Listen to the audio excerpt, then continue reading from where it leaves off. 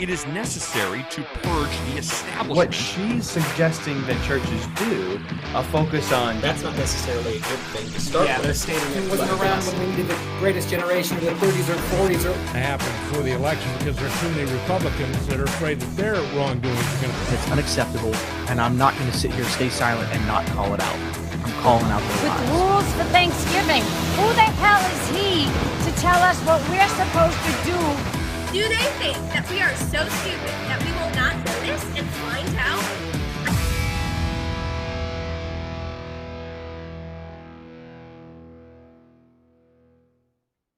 Hi, America. My name is Savannah Lynn, and I'm the host of a political commentary podcast called The Savvy Truth. If you love God, love your family, and you love this country, you can tune in at Right American Media on Facebook or at ramtv.live. This podcast airs 7 Eastern and 6 Central.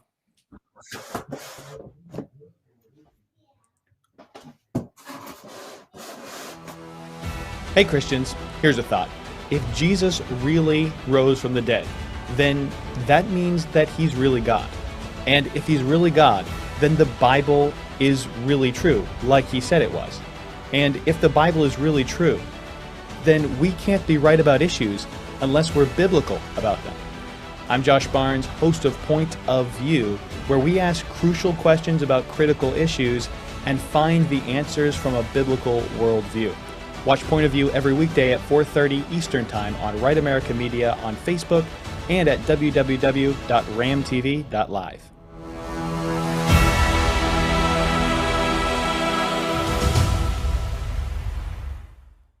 I'm Danny Wash Jr., producer of The Loaded Mic. I just wanted to let you know that you can find us at Simul TV, Right America Media, YouTube, and Rumble. You can also find the podcast at Anchor, Spotify, Apple Podcasts, and Google Play. Or you can go to loadedmic.com. Remember to like, share, subscribe, and leave a review. Hey y'all, it's Savannah from The Savvy Truth with Right America Media. I'm just here to let all of y'all know that we are officially partnered with MyPillow. And so you know I'm telling the truth. Our discount code is RAM, capital R, capital A, capital M. So go use that code when you want to buy any of Mike Lindell's awesome sheets, awesome pillows, dog beds, towels, or whatever the heck you want to get. And our official MyPillow phone number is 800-867-0416. So please go use our code, go use our phone number, and go get some of Mike Lindell's awesome, all-American, made in America towels, sheets, dog beds, and pillows galore. So go check them out. I am a raging patriot.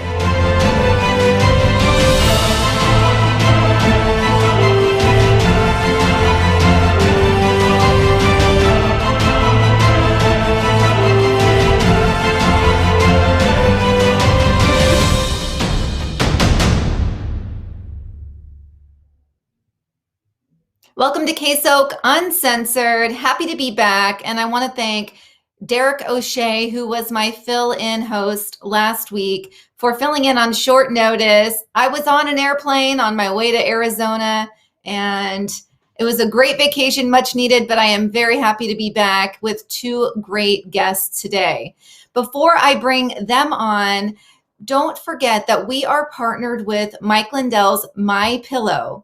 And we have our own discount code, RAM. And remember, they don't just have pillows. They have pretty much anything you can imagine made out of fabric, and it's top quality. And actually, our two guests today are a perfect example, two happy MyPillow customers. We've got Pat and Brock here. This was not planned. They were raving about it. Fantastic. All right. Thanks, guys. They're such sports. But please go and check out what Mike Lindell's MyPillow has to offer. Again, the code is RAM. That's our discount code. Thank you so much. I want to talk to you guys about some things that have been happening in my neck of the woods. But first, it was amazing being in a red state. Now, yes, according to news sources, did Arizona go blue in 2020? Yes, I don't believe it one bit. Just look what's happening in Maricopa County. And just driving around Maricopa County, which is where I was staying, you can just see all of the signage for Trump that is still out. And American flags everywhere, Blue Lives Matter flags everywhere. It's a completely different vibe. I consider it a red state 100%. Also, you did not have to wear your masks. Now, for someone like me who's been living in Oregon here, it was such an amazing feeling that you had the freedom to make your decision. And I will be honest, when I was in public areas, grocery stores, etc., in Maricopa County, I would say at least 70% of people were still wearing them. And I did scratch my head a bit, but that's not the point. The point is they have the freedom to make that decision for themselves. And so I had to check myself and say, nope, they have the ability to make that decision just like we should in every single state. And nobody was outwardly judging me and my family for not wearing them. Coming home to Oregon, I'll be honest, I had about 48 hours where I was a little down in the dumps. And it's a different world being somewhere where things make sense. Even the speed limit of 75 on the freeways in Arizona, it just makes sense. And, I see people riding around without their motorcycle helmets on, and I think, dang, that's a bold move. But then I think, you know what? It's really put all of these questions in check where we should have the ability to make the decision on if we want to wear our seatbelts, right?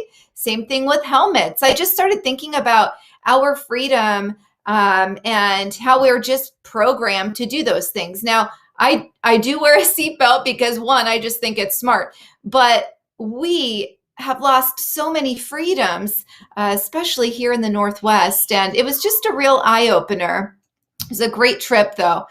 And I'm back. I'm back in a blue state. Let's talk about some things happening around me. You may or may not have heard that somebody that works for the Department of Education in Oregon was actually arrested 2 weeks ago on child pornography charges. Guess what? He was re-elected yesterday back into his position within the school district. I mean, seriously, that is the level of radical, crazy leftist lunatics that we have here in this state. That was so disturbing to read. The other thing is our governor is telling all, now, in despite of what the CDC has come out and said about vaccinated individuals no longer needing to wear masks indoors, our governor, in her true dictatorship form, is saying that every single Oregon business needs to have a checkpoint in place to where they will ensure that those not wearing masks have been vaccinated. Basically a show me your papers situation. And that doesn't sit well with me, and it shouldn't sit well with you. Nazi Germany, that's who had to show their papers. That's who had to walk around with their papers. So it's a real scary, slippery slope that we're on here. And what I'm calling for is that local businesses do not comply with that. Do not ask people for your papers. You don't get paid enough. To the employees that are being asked to do something like this, you're not getting paid enough to do it. You need to refuse. You need to stand up. And if enough of you do it, then it will be changed. I'm confident of that. Power in numbers. That's what needs to happen. A lot of disturbing things happening here in Oregon. Here's one positive. Unfortunately, it doesn't affect my county. 7 counties in the state of Oregon have voted to secede from Oregon and become part of Greater Idaho.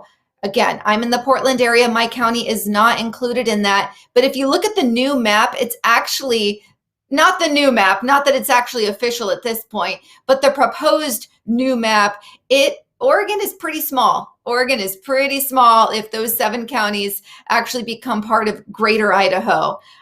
So there's quite a few checkpoints that would need to happen before that would actually become official. But it's been voted in, and they're looking to have more counties join.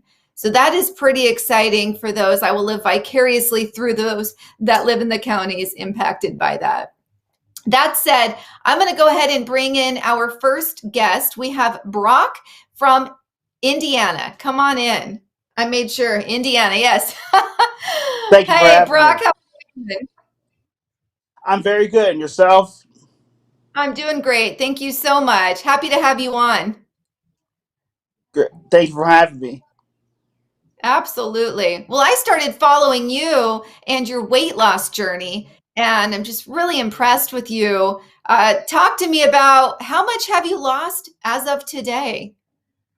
As of today, I've lost almost 120 pounds and after what was my wake up call was when I was kicked off of a roller coaster in Cedar Point, which I found it to be downright embarrassing, and especially with COVID going on, and I gained even more weight because all the gyms were closed, which I thought that was completely unnecessary to close all gyms because not.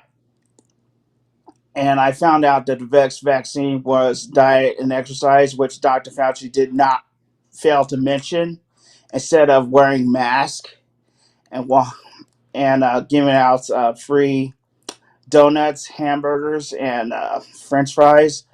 And you saw what Bill de Blasio was doing. For those who got the vaccine, you get free burgers and fries. I mean, come on now, don't they? I thought we were talking about. I thought we want to improve our health. You know what I'm saying? Right. No, I know. I saw that commercial. It was one of the most disgusting things I have ever seen. That was straight up propaganda. That was so It was. disturbing. Oh my gosh. Yeah, you're right. So what is it? Krispy Kreme donuts. We've got White Castle burgers. That's probably what he was eating too. It was White Castle. And then there's Exactly. what was that? Oh yeah, White Castle burgers and fries too. Large fries. I mean, large fries, not small. Yeah. Large. Oh yeah. They weren't shoestring. No. No. And then the other thing, McDonald's is putting on their fry packaging, they have a syringe, like a vaccine looking syringe on their food packaging. And I thought it was fake when I saw it. I was like, is this legit? It's real. Apparently not every single McDonald's, but a lot of them in the areas that they're really trying to push it. It's crazy. Brock, how do you feel about, I don't know if you saw this, in Dallas, the members of the military are going around with the vaccine, vaccinating those who are out on the town. They've been drinking, and they are vaccinating them in bars and restaurants. What do you think about that? Right. I don't like it. I don't like it. It's stupid. I think, like you said, it's like Nazi Germany. You're forcing you to do something that people don't want to do because because number one, the vaccine is not FDA approved. None of them are. Right. And number two, because they were created by very corrupt companies such as Pfizer, Johnson & Johnson, and AstraZeneca, who had to deal with so many fines due to so many malpractices. I mean, it's totally unnecessary because they don't check. Actually, they don't check the science. I know, right? Like I said, exactly. Because, like I said, none of them mention about diet, clean, healthy diet, and exercise. Right. Right. You're so which right. I find it to be the best vaccines because that's because you need to have that sunlight. You need to be outside because vitamin D would help reduce your COVID by 90% if you're active. Right. And none of these, not even Dr. Fauci mentioned it. Yeah, you're so right. And a lot of people don't realize that. I don't always wear sunscreen because actually you do need to absorb vitamin D. And so I will just limit my sun exposure, but I go out without sunscreen purposely to absorb as much as I can. You just need to be smart about it. No, you're absolutely spot on. So I want to pivot into, I know that you are pro-life and you recently attended a rally, right? A pro-life rally in your neck of the woods. Talk to me about that experience. Oh, it was a wonderful experience. Wonderful experience. I mean, we thankfully, we didn't have nobody pull into Planned Parenthood because I'm pro-life myself, because the founder is Margaret Sanger is racist, because she would hate me right now because I'm black, and even and I don't know why Democrats support Planned Parenthood, because I don't see nothing good in them. I really don't see nothing good in them, because they mainly how they make their money is by killing children, especially in the womb, because they want to kill babies like myself when I excuse me, who would kill especially black babies, because she would see me as a weed of life that I need to be eliminated. I mean, it was great to be around like-minded people like myself, even though I was only black, but they still welcomed me with open arms, because that's why I like being around pro-life people and patriots who are pro-life, pro-God, and pro-gun. I Because love those are it. the I type of love people it. I want to be around. I love it. A lot of people do not realize how Planned Parenthood was started and who it was started by in this story. You are spot on. I believe she had KKK ties, if I'm not mistaken. Yeah. And I mean, it's really eye-opening. People don't really realize, they don't go back far enough to really dive into the derivative, and more people need to do that. Yeah, you're absolutely spot on. I mean, very racist, and that was her objective. Very disheartening. It is. Oh man. Well, I want to hear about your thoughts on our Second Amendment being challenged by the left and where you stand. Okay. I'm a firm believer of the Second Amendment, because I believe it played a crucial role in our government, especially former slaves, because if it had not been for the Second Amendment, uh, blacks in this country would not exist. Because I thank God for the NRA, and I thank God for the Second Amendment, because it kept my home protected. Because you can't call the cops nowadays, because many of these leftists want to defund the police, Right. fund the police, get rid of our police forces, and they want to and plus they want to glorify criminals like George Floyd, who was threatening to fire on a pregnant woman, Right. and Breonna Taylor says, who they said that she was sleeping, but she was not, because there was no blood on the bed. Instead, she was Right. part of the warrant, and if she wouldn't been alive, she wouldn't been in prison. Right. Listen, and You're spot Michael on. Brown, especially Michael Brown, Oh, who yeah. assaulted a police officer when he told him to walk on this certain sidewalk, but he didn't. Instead, he was cursing him out. Then he was trying to grab his gun. Then he punched the officer twice, like bam, bam.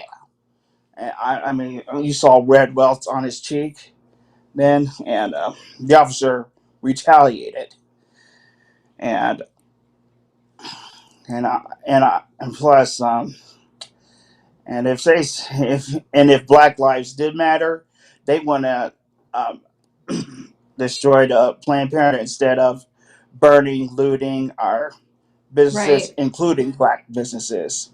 That's Yeah. what they That's did, because they don't speak for me. I don't support them. right. Never have, never will. Good. Good. No, it's so disgusting. I know in Portland, a lot of minority owned businesses were the ones actually impacted, and the windows broken out, they were stolen from. I mean, it's just crazy. They have no clue what they're doing. They just want to terrorize the nation and force us into submission. And for some people, it worked.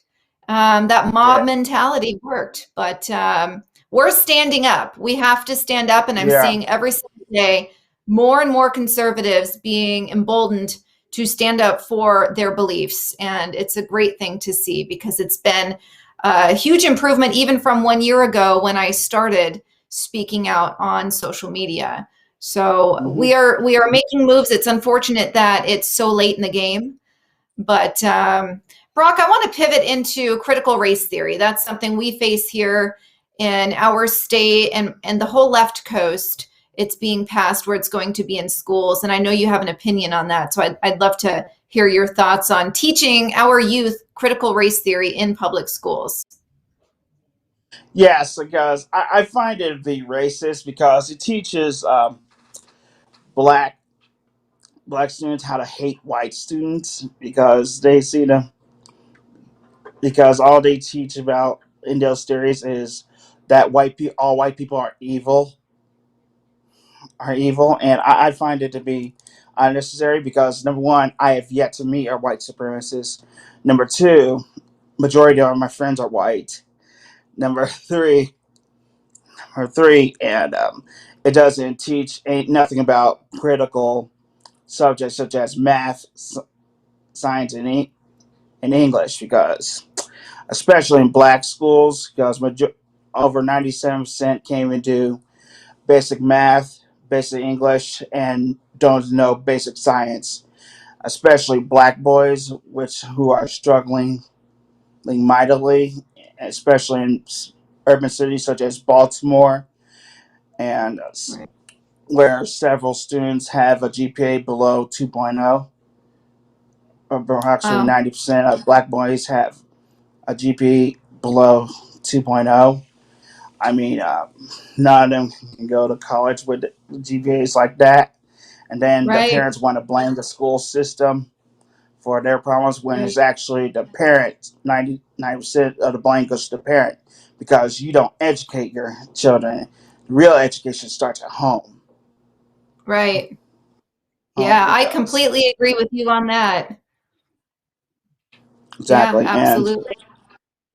And not only that, because many of the black boys in those homes have absent fathers, don't have fathers in the home because that plays a major part in a black society. Because I asked him this: why would you have a baby if you knew that the guy you're with wouldn't be a good father? The response was simple. Because I tell him you shouldn't be having kids at the age because you don't have a stable foundation for them. Right. You don't because you can't do. How can you learn to do basic reading, math, and English when you don't know basic reading, math, and English as well? Right. Absolutely. That's a great point. You got to educate. I mean, yeah. You got because I say education is a requirement, a superior requirement. That's how I see it. Absolutely. And it's like we have it available to us. You what? I'm not going to be on Maury Povich either. Oh yeah, hey, I know. I wouldn't want to either. No, I'm proud of you for standing up because you are so spot on. Everything you're talking about, it makes sense, and you're right. And having that family unit where you do have that strong foundation. And I know single parents do it all the time, but it is difficult when I see the left. Really, they're cultivating an environment where there isn't that drive to really achieve the American dream anymore. And I know, didn't Biden just pass something where you're going to get a kicker, a $200 a week kicker per kid or something like that, depending on your annual income? I mean, it's like, okay, but where's that money coming from? And two, it just sends that message. It's just like more bailout, less work, less drive, and we're just creating this incredibly lazy country, and we are being passed up by countries such as students that come over from India, students that come over from many parts of Asia. That is like their top priority. And for us to have that at our fingertips and to be pissing it away because we're allowing teachers unions and our educators to teach nonsensical topics when, like Exactly. you said, that foundation is so weak. The foundation, just the basics, math, English, history, science, like all of that is just, the foundation is really broken in many school districts. And you can't build on a crap foundation. I couldn't think of a better word than crap at that moment, but I couldn't think of a better word either. Well, Brock, I appreciate you coming on. Any last words before your segment ends? No, because all I can say is keep going. As Winston Churchill said, if you're going through hell, keep going, because we're not. Because Patriots, the battle has just begun. Because you got to keep going strong, and don't give up. Don't give up. Because Those are tough great times words go of away, wisdom. but tough people do not. Because you're tough. Because we're tough. I love it. We're Americans. Because we've been through hell and back. Because we will do it again. We will rise again. Absolutely. Thank you for having me. Excellent words of wisdom. I needed them today. Like I said, I had a rough couple days coming back from being in a free state, and I needed those words of wisdom to keep trucking. So I appreciate that, Brock. All right, my friends. Well, you have a wonderful evening. I appreciate you coming on, and we'll be in touch. Thank you for having me. You bet. Thank you. Thank you for having me. All right. Take care. Bye, Brock. All right. I don't want to waste any time. Let's go ahead and bring Pat from Missouri. I had to look because sometimes I mix Missouri and Mississippi up. I'll be honest. So come on in, Pat. Has anyone else ever done that? Do they say Mississippi, or is it just me? Did they mix them up? Well, the Mississippi River is right next to us, but not usually. It might just be all right. Yeah. It's just me living on my West Coast ignorance over here. Oh, goodness. Well, how are you doing tonight? I'm doing great. I just came back from arm wrestling practice, so I'm dead sore. I did take night shift worker. I don't have to work tonight, thank God. But nice. Everything's good. So got a long. Oh my gosh, talk to me. I want to hear about your arm wrestling. That I love it. Like let's hear about how you got into it and what this is like on a weekly basis. So I've been following it, spectating it since 2010. Just getting out of high school, and I went to like a little podunk high school, so with like 200, 300 students total. That wasn't just my class; it was total. And so I had no outlet to do something like that, to compete in a strength sport like that. And eventually, one of the guys I followed, the original guy I followed, his name's Devin Larrett. He's from Canada. He created this phone app or social media app called ArmBet, and it basically, I moved to Missouri for work to St. Louis, and there's all sorts of opportunities over here for all sorts of crazy stuff. Anyway, I went on ArmBet, and I found a group of guys that I could hang out with and be masculine and get stronger with and talk about all sorts of crazy topics all the time. And really, it's more of a brotherhood than it is almost a sport. Love it. So since it's been great. I mean, I've been doing it for about a year almost now. Actually, this last weekend, not to go off on a tangent by any means, but I got to meet the man with the world's largest hands. His name's Jeff Dobb from Minnesota. He came to a tournament this weekend, and I got to have a picture with him. So that was pretty cool. He's really awesome. Did you not post it? I did. I have two pages. One is like, I can't cuss on here, I'm assuming, right? It's my crap post page on Instagram. Right, and yeah. then I have my personal page, which is more arm wrestling, humor, no politics on it. It's just anything that gets divisive, I keep off. So yeah. Arm wrestling reaches out to both communities. It's not just a conservative-minded group of people. Right. No, that is awesome. I'm sorry, did you say the world's largest hands or the country's largest hands? World's largest hands. And so that's impressive. I'll add you on that page. I didn't realize I didn't have you on there. Do it. All right, I won't be radical on it, I promise. No, that is so crazy. You know, my husband likes to watch YouTube videos of arm wrestlers when they snap their arms, and I'm like, you're a sicko. But that's like brutal to watch. I have to tell you though, you might be impressed, Pat. I used to arm wrestle because I was a gymnast, so I was pretty strong back in the day. I used to arm wrestle boys in high school, and I would win quite often. So, but then I watched a few of the videos, and I was freaked out that my arm was going to snap off. So, you're good with it? You'll be fine. But if you're going up against just random people, you should be cautious and slow and methodical. Don't just go in there and jerk yourself around. That's how you hurt yourself. So. Well, you saw me open those Post-it notes. I don't think I'm able to be methodical. Yes, everybody that didn't see, she was just stabbing. I was a little concerned. But, oh yeah, no, I methodical's not in my middle name, not my middle name, but that's okay. No, that's good to know. Good advice. I just will stay away from arm wrestling. But I think that's awesome. You know, that brings up something that what's being attacked right now is masculinity, toxic masculinity. I mean, it's asinine. And I don't know if you have seen the commercial where it's basically the Russian military recruiting video, and then they compare it, they play it side by side with the United States one where it's like kind of like a cartoon.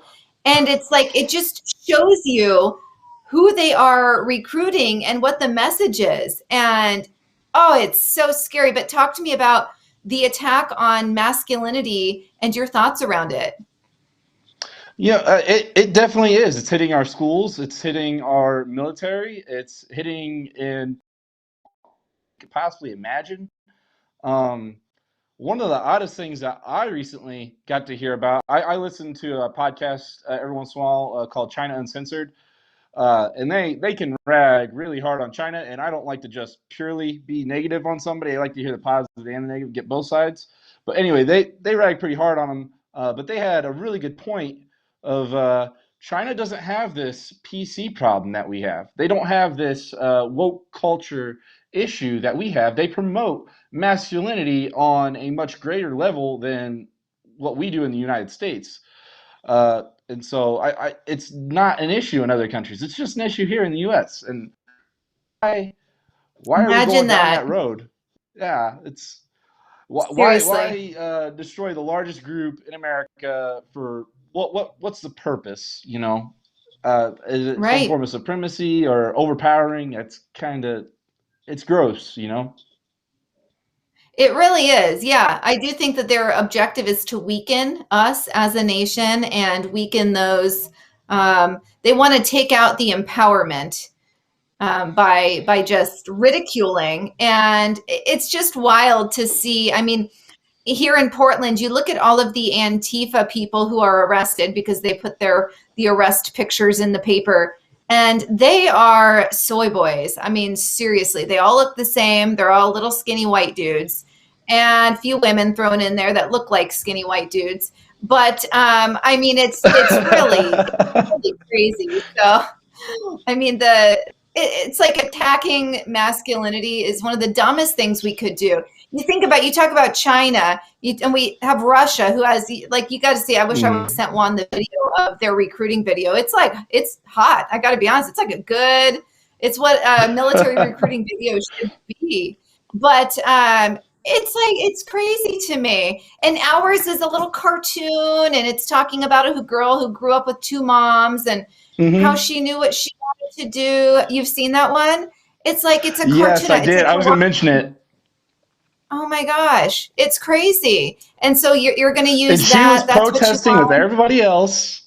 And that, oh man, my God. I just can't believe that the military would promote someone with a political agenda, protesting with other people. But then on the other end, they would, what was it? Who was it? The commander in the Space Force? He just got fired for outing the military for promoting a Marxist agenda. So why is it all right if they promote this to the recruiting departments, to Right. this political agenda. But then this other guy, Right. whenever he outs the military, it's wrong. Like, and I don't even at this point in time, I don't even know what's the point of pointing out the double standard. We're not playing by the same rules they are. So Right. I think everybody knows that it's not fair. I mean, the left already knows it's not fair. But if you win a debate with them, so what? Okay. They move on and they continue their agenda. So that is how emboldened they are, and we need to knock them off their block. Like, that's where they're at. I've even heard them brag about cheating. I mean, seriously, it's like they don't care. They have no shame in their game, and it's downright scary. The only good thing I can see happening right now, I mean, there's quite a few, but the fact that states are taking initiative in ensuring that there's going to be ID requirements. I mean, there's many states that are really realizing what happened and how to avoid that going forward. I was really impressed with Queen Elizabeth. She actually spoke out and said they're going to mandate.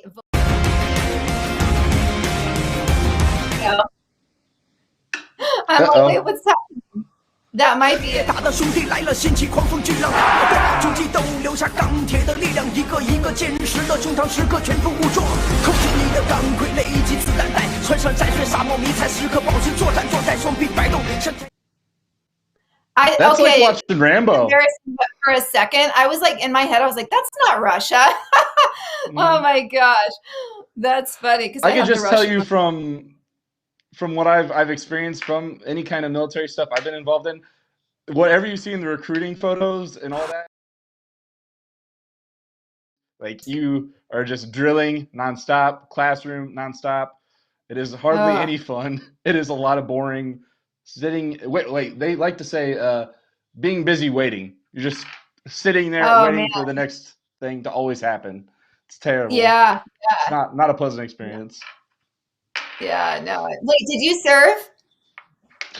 So I was a recruit at San Diego NCRD, and so I got booted out, unfortunately. But it happens, and I've moved on with my life, and I've done other things. So I'm in arm wrestling. I don't train legs no more. I just train my arms. So. Oh my gosh, that's a beauty in itself. I just did leg day today. I get to enjoy walking. Yeah, exactly. China is a bad faith actor in the world. Keep doing business with them. Yeah, exactly. We keep doing business with them, and we're supporting the enemy. It's crazy.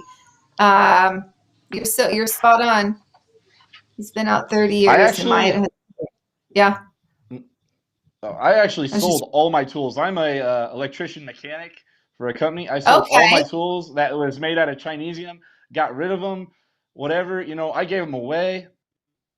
Like all Snap-on tools and like everything that's made in America, it's just nice. I was like, forget this. You vote with your dollar, you vote with your wallet, and if you're paying attention, you buy things like My Pillow. You stop subscribing to Disney Channel, Amazon Prime, and all this stupid stuff. You go subscribe to like Crowder and be part of the Mug Club, or you listen to your best friend KSoK. Or you go support the people that need supporting, and you do that with your dollar. Do you have a Patreon? Could you pitch your Patreon if you have one or whatever? A Patreon? Yeah, do you have one? I thought you would have one. I would subscribe to you if you had one. We'll have to talk. I have no idea what that is. Oh, it's okay. It's nothing crazy. It's just like a social media kind of thing. You could. But basically, you'd have it behind a paywall, and people would actually see kind of like behind the scenes kind of stuff. But yeah. Oh, that's cool. Nice. That's awesome. Yeah, I had no idea that existed. So see, there's so much I have yet to uncover. But that's awesome, Pat. I appreciate you sharing that. No, it's so true. We do. We have to. You do vote with your dollar, and I feel like for quite some time I was really mindful, and then I have had a case of the F-its a bit recently and gone the convenience route, but I just need to refocus and remind myself that, because it's easy to feel like you're just like this grain of sand on the beach. And really, what's the impact? I mean, it feels that way voting here, right? But that's a good reminder. You're spot on, and I think that's awesome that you sold off your tools made in China. I mean, that speaks volumes about your character and your devotion to our country, and that's why I like you. I like people who are stand-up patriots that do not apologize for that, and I love that about you. And that was expensive, I'm sure. So, yes, Snap-on tools are like the most expensive, Gucciest tools. Yeah. Like you could possibly. I think I had about $10,000 invested in new tools altogether, which is really on the low end. People have like mortgages for Snap-on. Like if in any of these tool trucks, you know, $100,000 is nothing crazy like to them to get on these tool trucks. I was on the low end. Yeah, you're like, I'm coming in low, but there's the fact that you even just took those steps. I think that's fantastic. So I know that we have I have notes on what we want. The arm wrestling, what is that so you said it's like a masculinity group. Can you tell us the name of that again? Oh, my arm wrestling team? Or what? With them? You went out right there for a second. My bad. Oh, sorry. Just how you got hooked up with when you moved into your area. Yeah, the app I was on was called ArmBet, and then I found a team and I joined the team. It costs nothing to join an arm wrestling team. It's literally you don't get paid. You just get free T-shirts from tournaments, and you don't win any money. So it's a fun time. But my team is Gateway Arm Sports. I host the I'm not officially the host, but I do all the live streams for armfighter.com. I've got to interview like some of the top legends of the sport. I just did an interview with Travis Bagent. You don't know any of these people, I'm going to say, but Ron Bath. I just interviewed Jeff Dabe. I was talking to you about him with the world's largest hands. One of my coaches is one of the top tier professionals in the entire nation. So I'm pretty blessed here in St. Louis to have all this talent just surrounding me and coming to me all the time. So take advantage of it and just join this community and dive head first. I've only been in it less than a year, and I've already kind of quite far with it already. So that's awesome. I'm still like a small fry in the arm wrestling community. I don't think anyone would really be like, hey, that's Pat Hun. We know him. He's on Arm Fighter. I just do all the live stream for the tournaments. So that's so cool. Well, they need someone to do that too, and that gives you that in with others and people that you look up to.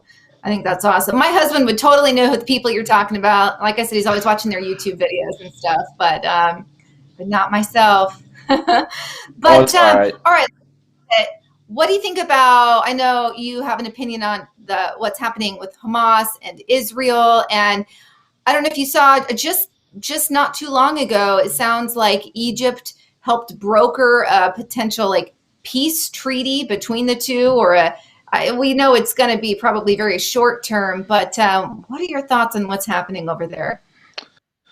Oh man, well. I've met some Palestinian people in the past, and they are tall storytellers. That tall tales and storytellers and I hate to just kind of group a whole people like that, but right.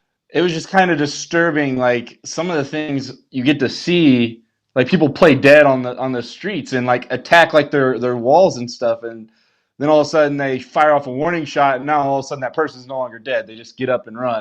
They drop their crutches and they book it. It's like, how are you going to act like that? How are you going to just hate an entire group of people, Jewish people, right? Just because they got their city back, they've got their country back, and I hate the talk that they usually give that it's like, oh, we were displaced. It's like, I mean, we know that Jews have lived in Israel for literally from almost time. I don't think it's fair for someone to say, "Oh, you displaced us." It's like, no, they were displaced. Like, right. I think it's a great comparison argument with Native Americans in America. that we have displaced them or some sort. And I will admit, yeah, to an extent we did, but then we've also embraced them and kind of assimilated everybody into the same group. Right. So why can't Palestine kind of assimilate back into Israel? Like, or why can't Palestinians, I should say, try to? And Right. there are some. There was some. Who was it? Someone called out AOC just recently. I think it was a Palestinian Arab that was actually living in Israel at the time, or got into Israel, and she called AOC out for being dumb. Like, you don't know what you're talking about. And so I wish I had that tweet and I could just pull it up, but I'm not technologically savvy like that. So, but it's just these politicians. Yeah. It's all theater. It is. It's disgusting. And to know that, smash that like button. Love it. Please do. And to know that, Antifa and BLM activists, they are pro-Palestine. I mean, that sends such a huge message right there. They are a domestic, both Antifa and BLM are domestic terrorist organizations. And they are against Israel, pro-Palestine. And I'm so sick of hearing about, the Palestinians caught in the crossfire. I'm sorry, they attacked first. And it's just, everything is backwards. And, the Jews are the chosen ones, and that's really, they've been attacked ever since. Like you said, the beginning of time, they have been attacked just because they are like God's chosen ones in a sense, right? So it's never going to end. And then the hate that we are seeing here in the United States, there's been hate crimes against Jews just recently. California, you're seeing it in New York. We've been seeing Jews kicked off of airlines because a child, the rule is under 2, and I've seen videos of 18-month-olds that were not wearing their mask naturally. They don't want something on their face, and they're being kicked off. And the commonality, groups of Jews are being kicked off of airplanes, and so it's like, we know that hatred for Jews really never went away, but it has resurfaced. All of that, and because of those two, because of Antifa and because of BLM, now they're getting involved and they're making this hate mainstream and acceptable. And it's a really scary time right now, and I don't see it getting better. That's why we as patriots need to be ready and prepared and stand our ground. I agree with that quite a bit. But I was going to actually talk about, there's a group, remember, I don't know if you definitely weren't around in the 60s and 70s. There's a group called the Weather Underground. A lot of people don't even remember who they are. Huh? What? I'm going to get you. You think I'm that old? I'm going to be You confuse me because you look young and then you're older than you look, and I just always get confused. But You're like, I was going to say, 60, You are busted. Anyways, go ahead. Sorry. But there's a group called the Weather Underground from back in the 60s, 70s, and they were absolutely a domestic terrorist group. They blew up buildings all the time, and people just I guess apparently forget about that part of history and just let it go on by. So I kind of reserve calling BLM and Antifa. I know they're absolute terrible people, just gross in a lot of ways. I mean, who is that idiot in he's got the fist on his neck, tattooed on his neck. He got killed by the cops because he decided he was going to fight back or something. But he ended up shooting that one dude from Patriot Prayer in the chest 2 times and putting him down, just executing him in the street. Right. But right here in Portland.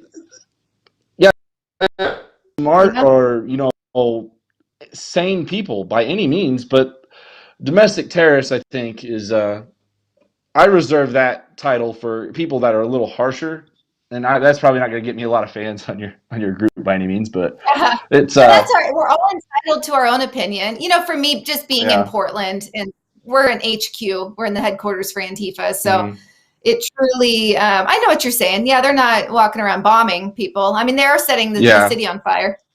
But no, you can have your opinion on that. That's totally fine. You're a bit removed from Antifa because you're across the country. But we're living in their They armpit end up here. shooting.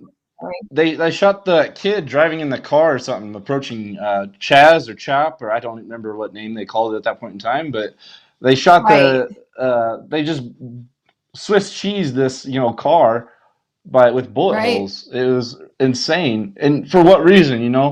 Because the kid approached the in the wrong direction or something. Like I said, these people aren't sane by any means. Shooting. Yeah, no, I know what you're saying. Well, speaking of terrorists, the BLM. So in the beginning, and I don't know if she is still in this position, but the lead fundraiser for BLM was actually a convicted terrorist, domestic terrorist, and actually, I believe she murdered officers.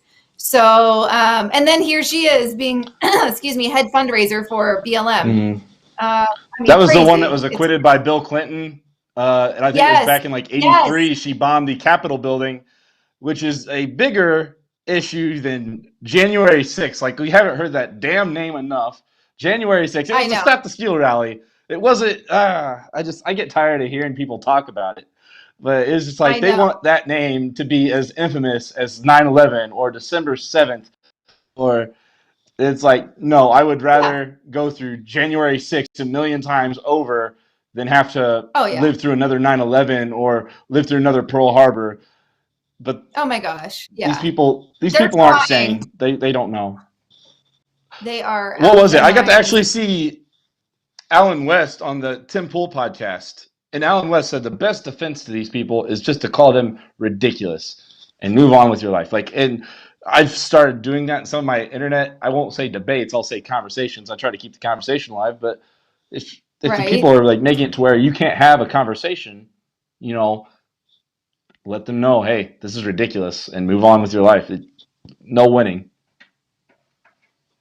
Yeah, no, absolutely. I like that. It's because you're not giving them what they want. There's somebody on my YouTube who's really nasty to me. Like every time I post a video, he's just waiting to brag about me blocking him, and I'm not blocking him.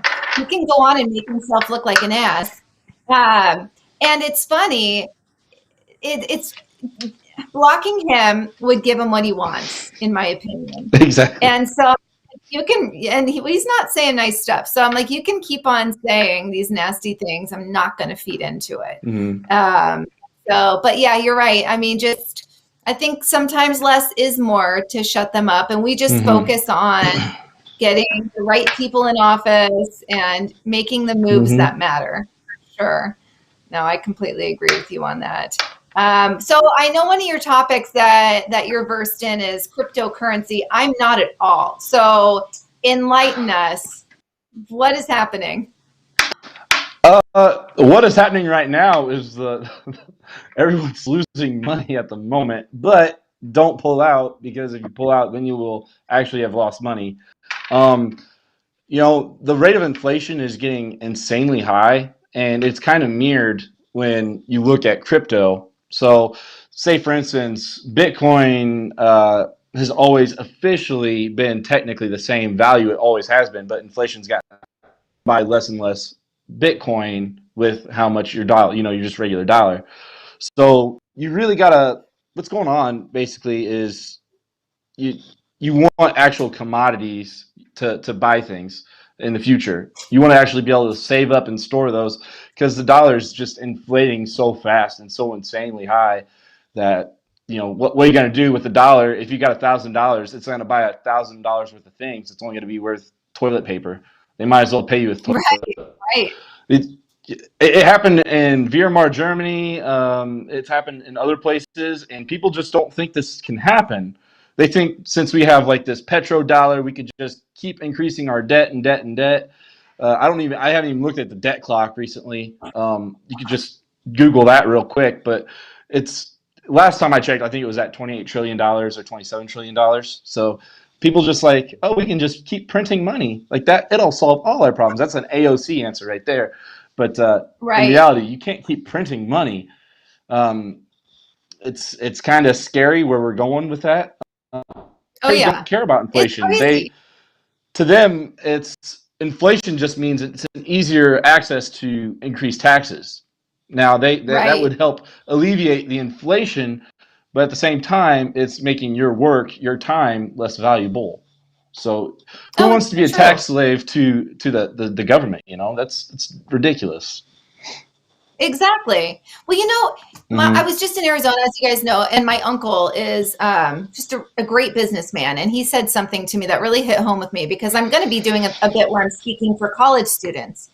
And he said, here's what you want to tell them when it comes to socialism. Say, okay, you work so hard for your grades. Say you're pulling A's and B's, right? And you work, you're studying every night, you're staying up, yada, yada. And then there's other students that don't put any effort in, and they're pulling F's, D's, maybe. Socialism is like coming in and saying, okay, what we're going to do to be fair is we're going to do a combined grade. So we're going to combine your grade and their grades, and then the average is what everybody gets.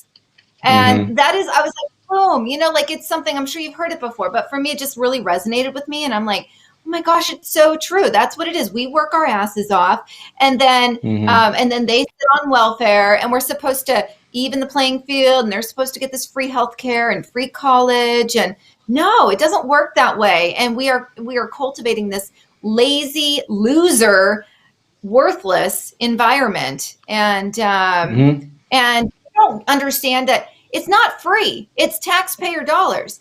And I had a 17-year-old out to me on Instagram the other day, and he was like, what do you think about why aren't you pro free college and pro free healthcare for all? And I said, it's not free. Do you not realize taxpayer dollars? I'm like, look at Canada. Everyone's like, oh, Canada. No, they're taxed over 50% of their income, and they have shitey healthcare. And I mean, it's like, come on, it's not free. It comes out of taxpayer dollars. And you don't get the decision. You have less freedom because you don't get to choose who is your care provider, et cetera. So it's just inflation. It's the same thing. People don't get it. Yeah, just keep printing. Just keep printing. And it's asinine. The federal does not mind. They will print and print and print. Oh, yeah. Yeah. Oh, it's just a disgusting. All right. Well, yeah, you get to see me worked up. Anytime I'm worked up, you'll see like a vein that just bulges right here. So it runs in the family. You know, everyone has that vein on their neck, so they can tell when KSoK's worked up. But it was fun. When I was in Arizona, my cousins some of them live in Arizona, some live in Texas, and they were in town. And I was like, oh, these are my people. Like, they were so worked up, and we were in the backyard just ranting and raving about everything, and it was just fantastic, and all of our veins were bulging. It was wonderful, because that just doesn't happen around here. I have to sit and go, how was your weekend? Oh, awesome. You know, just with normal stuff, nobody can really get into it because everyone else around me is a liberal. But no, it's fun. It's fun to be able to talk with you and Brock and actually just really put the truth out there and lay it on the line and don't hold back. So I appreciate you coming on. It's been great. You're actually really funny. I'd like to connect again so we can. I want to see that guy with the largest hands in the world. I'm really, really intrigued. I need to figure out what's going on there. I need measurements like this. I need to figure that out. But no, you're fun. So and even though you think I'm 60, maybe 55 or something, you know, that's cool. Oh. I'll still.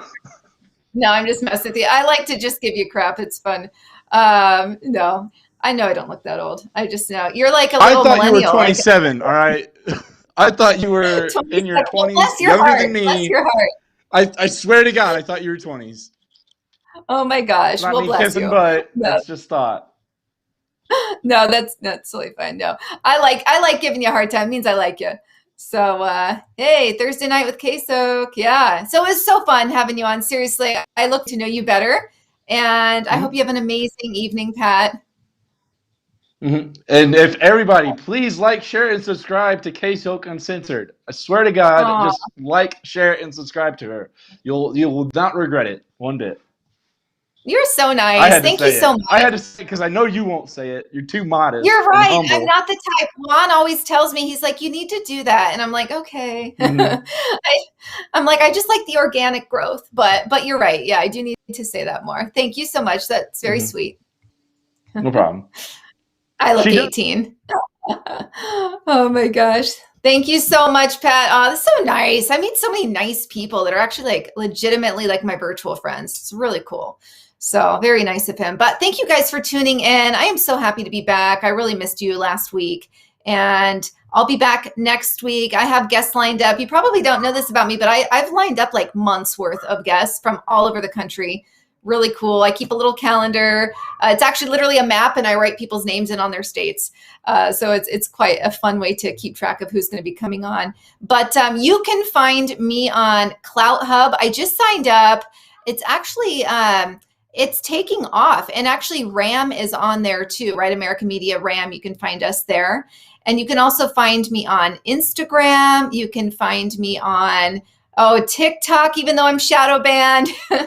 Instagram's my favorite because I can actually have conversations with you guys a little bit more. But, and also don't forget, hang on, because we have a great lineup after me. So we have, and I'm so sorry, I wrote this down over here because I'm really bad at remembering everything.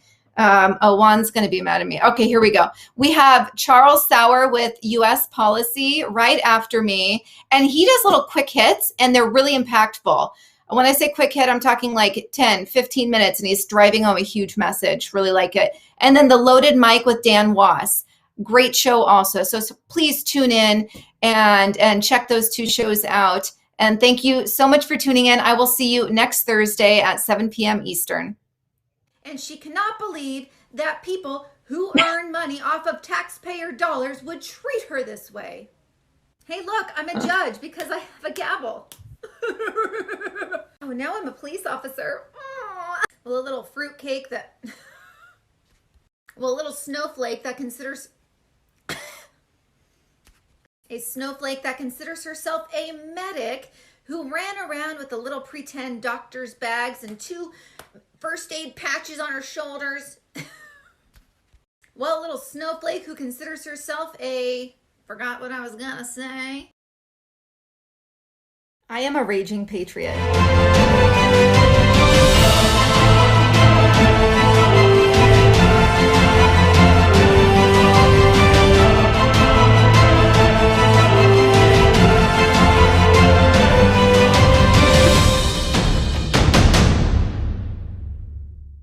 Hi, I'm Charles Sauer, president of the Market Institute Foundation and editor of U.S. Policy. Today we're talking about a new paper out from Cato called Drug Reformation, In Government's Power to Require Prescriptions. And our guest, well, here's a little clue. My name is Rex, and if you study with my 8-week program, you will learn a system of self-defense that I developed over 2 seasons of fighting in the octagon. It's called Rex Kwando!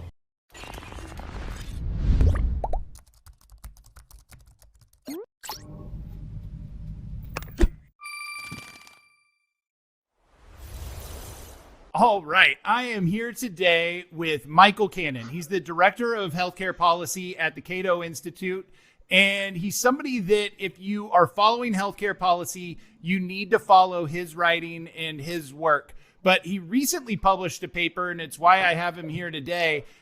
It's an issue that I've been paying attention to for a long time, the pharmaceutical regulation and what goes on in the pharmaceutical space. We all know that there's high drug prices in the U.S., but we don't necessarily understand the reasons behind them. And the paper deals with one of those big reasons, and it's the government. The government is the problem. And so, Michael, thanks for coming on today. Thanks for having me, Charlie. Can you tell me a little bit about, well, why don't you start off with the idea of this paper and what you started on when, what hit you as an idea to start this paper? So the paper that you're talking about is a paper called Drug Reformation. It's about government imposing prescription requirements that mean that if you want to purchase oral contraception, if you want to purchase insulin, if you want to purchase any of hundreds of thousands of drugs, you have to go to a doctor to get a permission slip that we call a prescription if you want to go and buy that drug. Prescription requirements in the United States come from the government. There was a time when it used to be that if you had a willing buyer and a willing seller, then the manufacturer of that drug could sell it to anyone they wanted without a prescription. They'd face liability if they sold people unusually dangerous drugs and that harmed people, and that threat of liability did require enforce manufacturers to sell some drugs only pursuant to a prescription from a physician. But for the most part, you could go buy any drug you wanted without needing a permission slip from a government-appointed gatekeeper. The way this paper came about was, it's not just my paper. I co-wrote it with my colleague, Dr. Jeffrey Singer, who's a general surgeon in Phoenix, Arizona, and a senior fellow at the Cato Institute. The way this came about was Jeff Singer looked at this issue. He was thinking about it in his practice. He has people coming to him all the time asking him for permission to take drugs that really they have a right to purchase if there's a willing seller out there willing to sell it to them. In fact, there are all sorts of ridiculous episodes he's talked about from his practice where he is prescribing drugs for people that are drugs that are outside his specialty, but he's perfectly comfortable prescribing them for these people because A, he thinks he has a right, these people have a right to use these drugs if they want, but B, his patients are more knowledgeable about those drugs than he is as a general surgeon, and he just wants to spare them the hassle of having to go to another specialist, which can take hours and hours and cost hundreds of dollars just to get this government required permission slip. I actually find that a lot, and that's something that I've focused on when I'm working on policy. It's that where the rubber meets the road, when you're talking to doctors, they understand where the government is coming into the exam room and getting in the way. So I think that that's really an amazing resource, and it definitely led to a great paper. You started hitting on this for a second ago, but can you talk, maybe we can start with kind of the history of the FDA or drug regulation? I know that the paper does kind of a slow walk through the regulation, but can you hit a couple of the high points of where regulations change? An exhaustive review, you might say. So what happened was in this country before about 1938, you could buy just about any drug you wanted directly from a manufacturer or pharmacist. There were no government-imposed prescription requirements except for some narcotics, but generally you could buy any drug you wanted. Then in 1937, there was the elixir sulfanilamide tragedy, which led to the deaths of 105 Americans, including 34 children, and led Congress to pass the Food, Drug, and Cosmetic Act. Now, most health policy wonks know that law imposed the FDA's safety standard, where you have to show the government that your drug is safe for its intended use in order to take that drug to market. But what it also did is it imposed a lot of labeling requirements and expensive labeling requirements and exemptions from those requirements that the FDA then turned into a de facto power to require prescriptions for certain drugs. Congress and the people who wrote this law completely disavowed any such intent. They said, we're not trying to infringe on the right to self-medicate. We are trying to just make that safer. We're not going to take away your right to self-medicate, but that's exactly what the FDA did. The sulfanilamide tragedy provides no justification for that, by the way, because 95% of the people who died from elixir sulfanilamide got it from a doctor, took it under a doctor's direction. So there's no warrant for requiring prescriptions. Fast forward about 13 years, the Congress then gives FDA statutory authorization for what it was doing anyway. And what has happened, what has evolved is this system where everybody takes for granted that the government should be deciding what consumers should need a prescription in order to purchase and what should be over the counter. But and the reason that people generally support the government having this power is they think, well, if the government requires prescriptions, that'll make patients safer, right? Turns out that's not the case at all. The government requires prescriptions makes patients less safe by requiring prescriptions for drugs that are safe for patients to use. And at the same time, there are all sorts of unintended effects of giving the government this power, such as increased consumption of riskier drugs that puts patients at risk, and really weird counterintuitive effects you wouldn't have imagined. Like for a decade or more, the FDA was requiring prescriptions for non-sedating antihistamines like Claritin, which are very safe drugs, but allowing people to purchase much more dangerous drugs, much more dangerous sedating antihistamines like Benadryl over the counter. So what effect did it have that the FDA was imposing barriers to safer drugs and allowing people to purchase more dangerous drugs, which, by the way, is the opposite of what the FDA was supposed to be doing?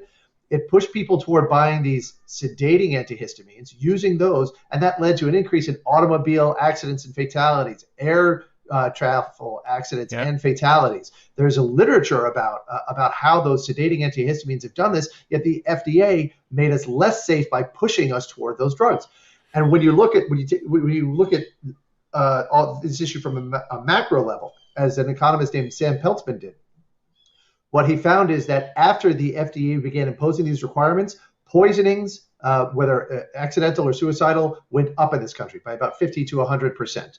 And there's no difference between infectious disease mortality in countries that do impose prescription requirements for antibiotics versus those that don't. Moreover, he found that prescription requirements correlate with higher poisoning mortality in countries that impose them rather than lower mortality. So this is sort of the history and the effects of these government-imposed prescription requirements, and that's why in this paper we just argue for getting rid of the government's power to impose these prescription requirements entirely. And we could, and once you do that, manufacturers will still require prescriptions for unusually dangerous drugs. What is the if you take away the if you take away this requirement, what is the market's reaction to it? Do they just start flooding the market with dangerous drugs, or is there an actual rational development? No, on day one, nothing will happen because drug manufacturers are very risk averse. They don't want to do anything that would expose them to greater liability. But what will happen over time is manufacturers of drugs like oral contraceptives will start offering them over the counter directly to women because these are drugs whose safety profile is such that consumers can handle them, can use them safely on their own without consulting a physician. They may, drug manufacturers may require women to complete a questionnaire, read some promotional materials, maybe even at a kiosk where they can then sign off that they read and understood those materials. That'll both educate consumers, protect the manufacturers from liability. But over time, what's going to happen is you're not going to have unnecessary prescription requirements denying women access to oral contraception or denying people access to life-saving drugs like naloxone, which is an antidote to opioid overdoses. These things should be available, next to fire extinguishers and defibrillators and in all sorts of public places to help reverse opioid overdoses. Naloxone is completely safe. The inhalers are so easy to use that a child could do it. And yet the FDA requires prescriptions for these drugs. They should be available not only over the counter, but in vending machines and for free if you break the glass. Take also insulin. Canada requires or allows U.S. consumers to go across the border and purchase any type of insulin without a prescription. Here in the United States, you need a prescription to purchase almost any type of insulin. These are the sorts of changes that we would see over time, and they are changes that would bring essential medicines within the reach of people and cause prices to fall. Not only would the non-price barriers disappear, but the prices for these medicines would also fall, which is another really interesting angle or area of this issue that we cover in our paper. Yeah, people police themselves. Doctors are allowed to practice medicine, and companies, of course, have to protect themselves as well. I think it makes perfect sense in the free market, and it's why I think that this is an important paper, not just for this, but really for healthcare reform in general, because that access and price thing is a big deal. And what you're hitting at here is something that I believe is easy to change, is obvious to change, and therefore is possible to change. So I want to thank you for this paper. I want to thank you for coming on to our channel, and for everybody watching, please subscribe, slap that like button, and leave a comment about a paper you might want to see next time. Thank you.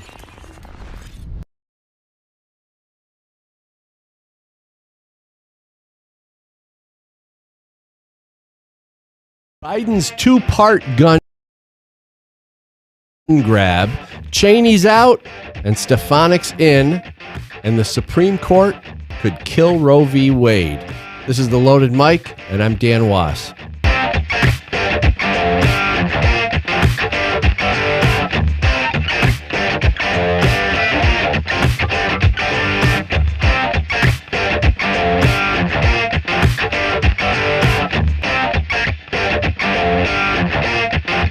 You're listening to The Loaded Mic. The anti-gun left will say things like, we can all agree that we don't want crazy people getting guns. And on the surface, that sounds like a reasonable statement. But the process in which the left wants to categorize people as crazy is lost in the conversation. And this is by design. Anytime a leftist says, we can all agree on ... or the vast majority of people agree ... they are creating a distraction, sometimes known as a red herring. This strategy is used to direct the focus away from the real goal. Using this particular type of wording also appeals to our natural desire to be agreeable, or the inherent need some have to be accepted as part of the majority. Oftentimes, we'll see people follow the crowd, even when the outcome is dangerous or the actions are criminal, just so they can be part of what is perceived as the majority or the popular view. An example would be the left-wing riots we saw break out across America during the summer of 2020 and again in early 21. These human tendencies require much more in-depth explanation, but you can find summarizations of this type of behavior. The psychological tactics that people use on others are most often the very tactics that would influence them. Otherwise, why else would they believe the strategy would work at all? And why else would they use it? In the case of red flag gun confiscations, for instance, the goal is to get you to agree with them on the idea of crazy people not getting guns, in the hopes of tricking you into supporting their unconstitutional gun-grabbing tactics. First, you agree on crazy people, then you agree with their solution. One of the left's solutions to crazy people having guns is the Extreme Risk Protection Order, also known as red flag law. Red flag laws have been an immoral fantasy of the left since they started swatting. Many may remember what swatting is. It was the precursor to red flag law. Swatting was a tactic that the anti-gun crowd would use in which they would fabricate a story making gun owners into suspicious or dangerous people, only to get law enforcement engaged. This was a way for fearful or often spiteful anti-gunners to make life difficult for gun owners without being held accountable for their intentionally false accusations. Red flag laws are a great example of something the political left would love to implement nationwide because it violates gun owners' due process and other constitutional rights while giving the anti-gun crowd leverage and ability to literally take your guns from you with nothing more than a mere accusation. In many states, these accusations can be made anonymously. Now, former Vice President Joe Biden is desperately trying to produce and push a national red flag law by incentivizing states with taxpayer funds to ignore the due process rights of other American citizens and take guns without a crime ever being committed. The theory behind red flag laws is to take guns on the assumption that the person may or may not commit a crime. This would be similar to confiscating cell phones on the assumption that someone may or may not text while driving. To put Biden's red flag gun law into perspective, here is a section of the 4th and 5th Amendments of the Constitution outlining unreasonable searches and seizures and due process rights, both of which are violated by red flag laws.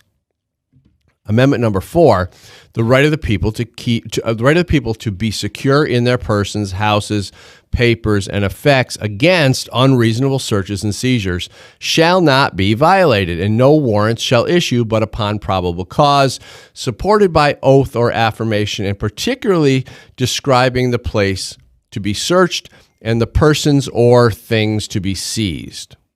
Now, Amendment 5 is no person shall be held to answer for a capital or otherwise infamous crime unless on a presentment or indictment of a grand jury.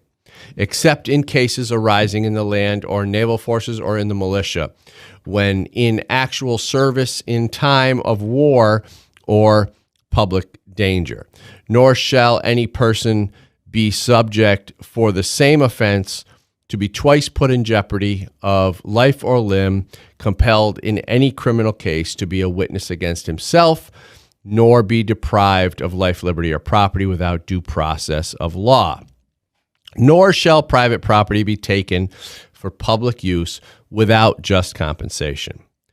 Now, from Joe Biden, Joe says, quote, these laws, referring to red flag laws, he says, these laws allow police or family members to petition a court in their jurisdiction and say, I want you to temporarily remove the following people and firearm, remove from the following people any firearm they may possess because they're a danger and a crisis. He also went on to say, I want to see a national red flag law and legislation to incentivize states to enact their own red flag laws. That was Joe Biden. Now, when did it become the right of people to disarm other people without a crime having ever been committed? Should something like this be signed into law, how often would we see ex-spouses, angry neighbors, anti-gun professors, disgruntled employees, and dissatisfied customers, among others, turning in their fellow gun-owning citizens in an attempt to gain revenge or inflict unjust punishment? National red flag law coupled with a gun registry created through universal background checks would finally give Democrats the list and locations of all registered guns, along with the confiscation tool, red flag law, that they want. This two-part formula is their ultimate gun-grabbing dream. And we're going to talk about that and much more today on the show. And first, we'll introduce you to the one and only John Chiara. Hi, everybody. Hi, everybody. Happy Monday this week, right? Which is... Yeah, well, we're on a different day than we normally are, so it's different. So, but anyway, so that seems to be the plan. So they got a couple things in place where they want to make legal the red flag law, which is the gun confiscation tool that can go in and actually take guns without due process. And they also, you'll notice, they're also talking about universal background checks. Right. Which basically is the way of creating a gun registry, because when those guns are purchased, serial numbers, they would make sure that the serial numbers get registered. And California has already threatened their gun owning citizens that they would refer to lists to find people's guns if they needed to. So they've already kind of admitted that they do use these lists. Well, how would you not? I mean, if it comes down to that, you know, how many times do they use it? Right, twice. Well, the funny thing is, when our country was founded, there were no universal background checks. There were no red flag laws. You made guns. There were no serial numbers. You made guns for yourself and your friends and your family and your whoever. You made your own gun. Now that they don't like ghost guns. Yeah, they call them ghost guns because they can't trace a serial number. Right. But that's the way guns were always made. People made them privately. Well, when you were speaking, I remembered that yesterday. I had fully engaged in my speech. Right. Well, I had a very interesting conversation yesterday with a very intelligent man from Long Island, I think. Well, he's actually Hispanic, but moved here from Long Island. And I mentioned the podcast, and he asked me what the podcast was about, and I said it's a Second Amendment podcast. He says, so, what do you talk about? And so he was very upfront about being anti-gun. And then he said, but I realize there's a lot of ways you can shoot holes in that argument. I'm like, okay, well, what do you think, right? So he went through. So can I interrupt you for 1 second? Yeah. Can you remember the thought where you're going with it? Okay. So he says he's anti-gun, but he knows that his argument's not strong. Basically. Right. Okay, good. Sorry. But that didn't stop him telling me the argument. Of course not. So, but his perspective dealt with a lot of stuff like this. And what the first point that came out in his perspective is that there are people that things can happen and then they can get crazy And if they have guns available to them, then those people might get the gun and go shoot people. Right. And he framed that as, that's the big problem we have. Right. And I said, do you have any numbers? Because there's 400 million guns or so floating around, and almost none of those guns ever shoot anybody. But the point with the red flag is that if that was a big problem, if that was happening all over the place every day and people were just deciding to go crazy and go shoot their neighbors and stuff, that'd be one thing. But there's no evidence for that at all, right? I mean, it's a tiny, tiny, tiny number, if it even exists. Right. And not only that, but regardless of whether everyone was crazy, it still doesn't give the government the right to come in and take your gun. Right. There's still the Second Amendment. So none of it even matters. But, you know, the idea, and this is what a lot of the anti-gun people think. It's exactly what that guy said, because he's obviously not a gun owner, right? No, but he knows lots of gun owners. But, you know, he was very open about it. I mean, you know, it was a really good, I thought it was one of the best conversations I've had about the topic. But yeah, go ahead. Well, a lot of times they'll say things, the anti-gunners will say, well, geez, if that person had a gun, they would use it and they would do something bad because they're crazy. Or it's something about their thought process that they think the gun is going to cause them to take an action that they wouldn't otherwise take. Right. And that's where it gets in. Now, he says, well, if they get crazy and they have a gun accessible, then they're going to use it. Well, my argument would be that people hurt other people all the time without guns. But the idea that gun, there's this internal thing going on in the heads of the anti-gunners about the gun being this devious device that causes a reaction in the owner, causes them to take an action that they normally wouldn't otherwise take, right? It's so far from reality, but they live in this fantasy. In other words, and make it simple, in other words, they believe the gun made me do it. Right. It's like they can look at the situation, which might have all kinds of variables leading up to whatever actually happens. Right. And they can go to the end and start working back. Oh, we'll just take the gun away, and that'll solve all this. It has nothing to do with why that person is the way they are. Yeah. Like you said, that the gun isn't making that person turn into a crazy person. But well, what about all the people, like all the gang shootings and stuff? How does any of this stuff have anything to do with any of that?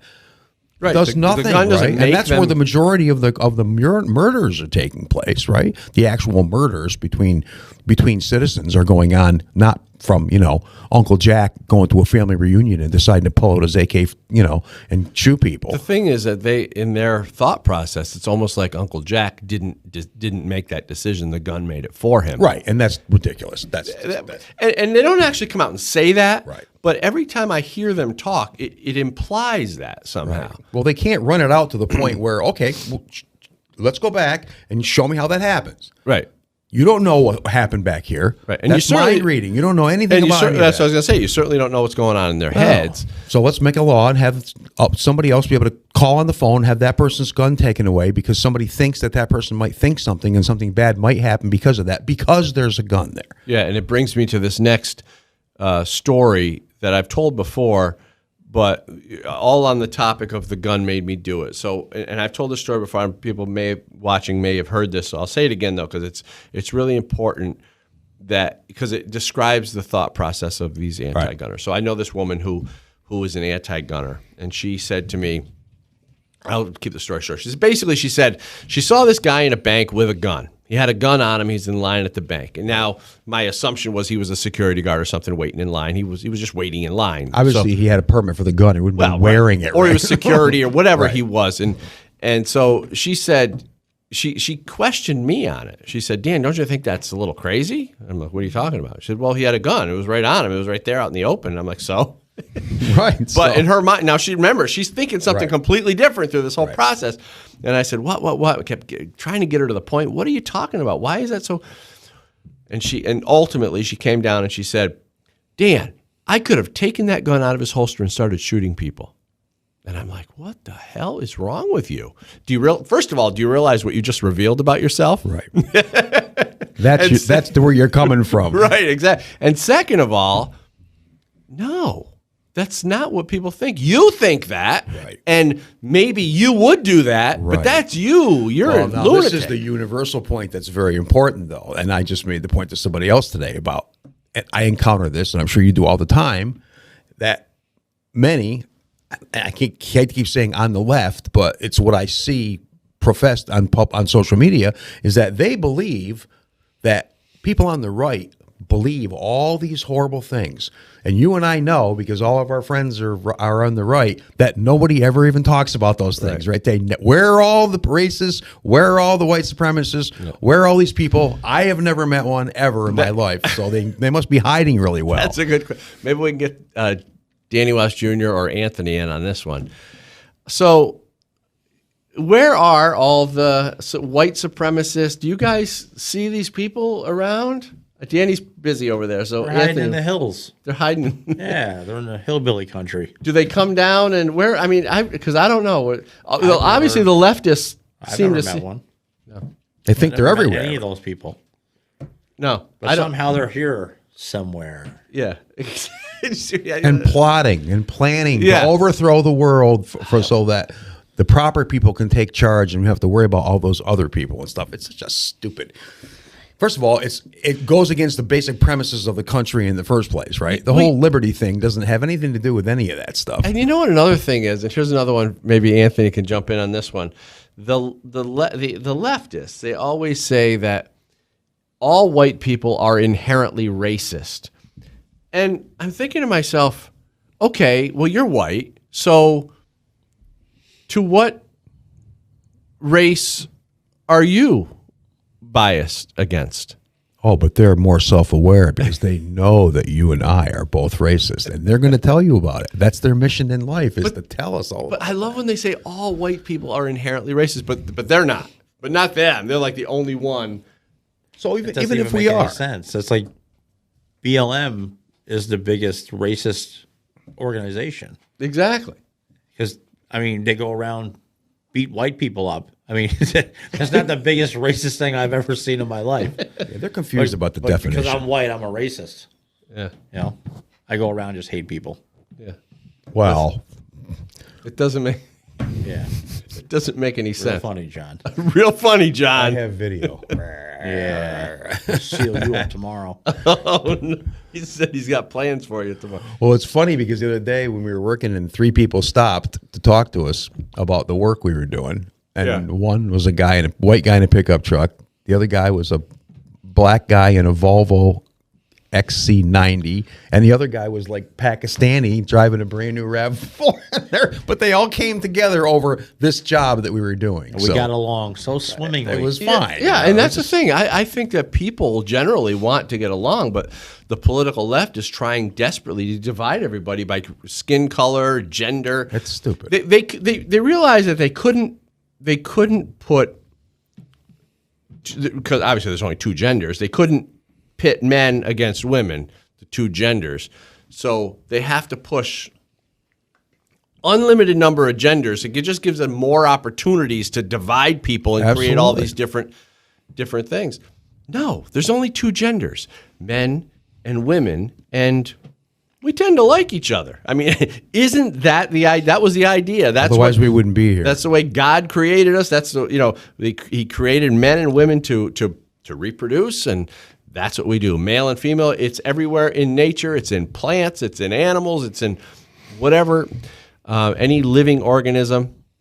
I think every living organism. I know there's one. Maybe there's some like single. What do you call them? Single cell.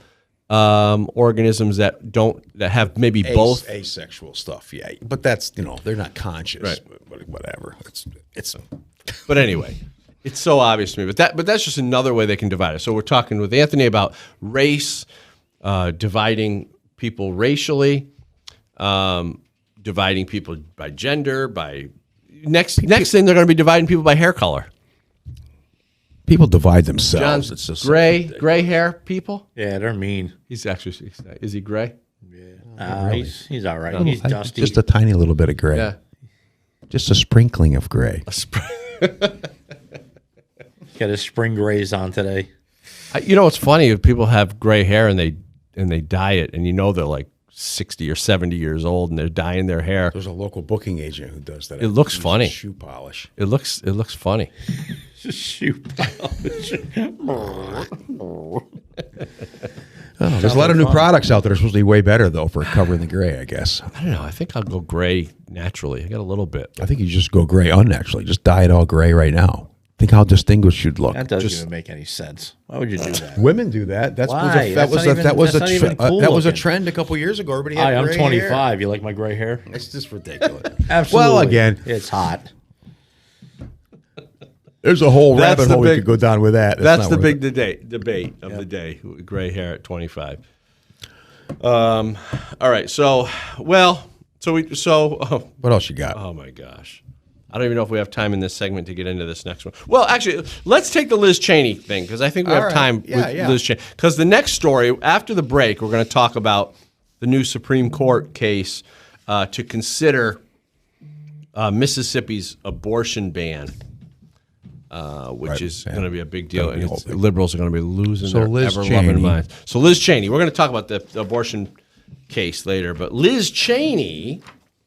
I've had a few discussions this week with people about Liz Cheney. She got kicked to the curb. Right. The Republicans who put her in place decided that she wasn't doing the proper job, and they got rid of her, right? Okay. So now, a woman that I happen to know, I've done some speaking events with her locally, Elise Stefanik, she is in, I guess. She got voted in in a closed-door vote among the Republican committee. Mm-hmm. And so they're calling her a firebrand, a new young blood, and all sorts of stuff because she is very pro-Trump. She always has been. Right. I don't know if I don't know where her entire vote. Now, she represents my small district, Milton, New York, and some surrounding areas of Saratoga County, District 21 in New York. So you've had some conversations with her, right? Yeah, and that's how I know her because anytime she comes to town to do some speaking events and it lines up with Second Amendment related stuff, they bring me in to do the Second Amendment portion. And so there's been several times that I've handed the mic to Elise. After I get done, she'll do her thing. So I've got pictures taken with her and everything. So she's pretty cool. I mean, I hope she's strong on. Well, that's been the concern, right? She might not be full bore strong on Second Amendment stuff, but I've noticed, and I think what happens is a lot of these people, as much as I like Elise and a lot of these other Congress people, is that they may be a little squishy on Second Amendment stuff because they don't quite get it. They don't quite have a strong enough opinion about what it means. It means shall not be infringed, period. No regulations on this, no restrictions on that, no, there's no gray areas here. Right. But when I guess, a lot of these Congress people, they get in there and they think that they can support a restriction on this. Oh, it's not that bad. Oh, it's just a magazine capacity restriction, or it's just this. No, the answer is no. No restrictions on the Second Amendment, period. No background checks, no red flag laws, no mag capacity, no none of this stuff. No gun-free zones, none of this stuff. It's more not stuff that they're just making up as they go along and thinking it doesn't matter that much to appease someone, I assume. Yeah. Right? Absolutely. But if we go back to 1791, when the first 10 amendments were ratified, there were no restrictions. Right. It was shall not be infringed, period. It was carved in stone. So I hope Liz and Liz. I'm thinking of another Congresswoman, Liz Joy. Another friend. She's fantastic too. Hopefully we'll get her on the show. But Elise, as far as I can tell, she's good. I think she's going to be good. So speaking of Liz Cheney, though, she went on CNN, right? How do we get off? Yeah, that's right. Okay, so we got way off. Talking about the future of the Republican Party to people, and I've had a number of discussions online with people about that. And like, oh, what do you mean? Republican can't go on CNN?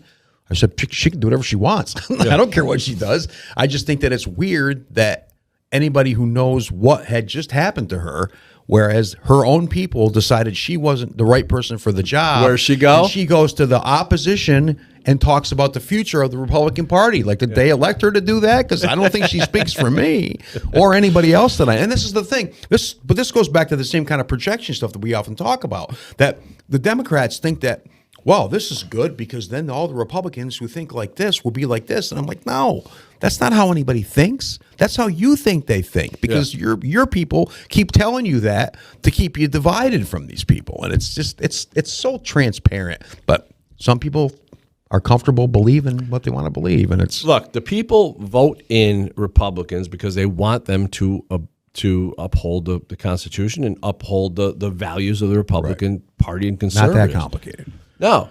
And Liz Cheney, and I guess the stuff that I wanted to get in with her is that she is so anti-Trump. That was her problem. The hatred for President Trump.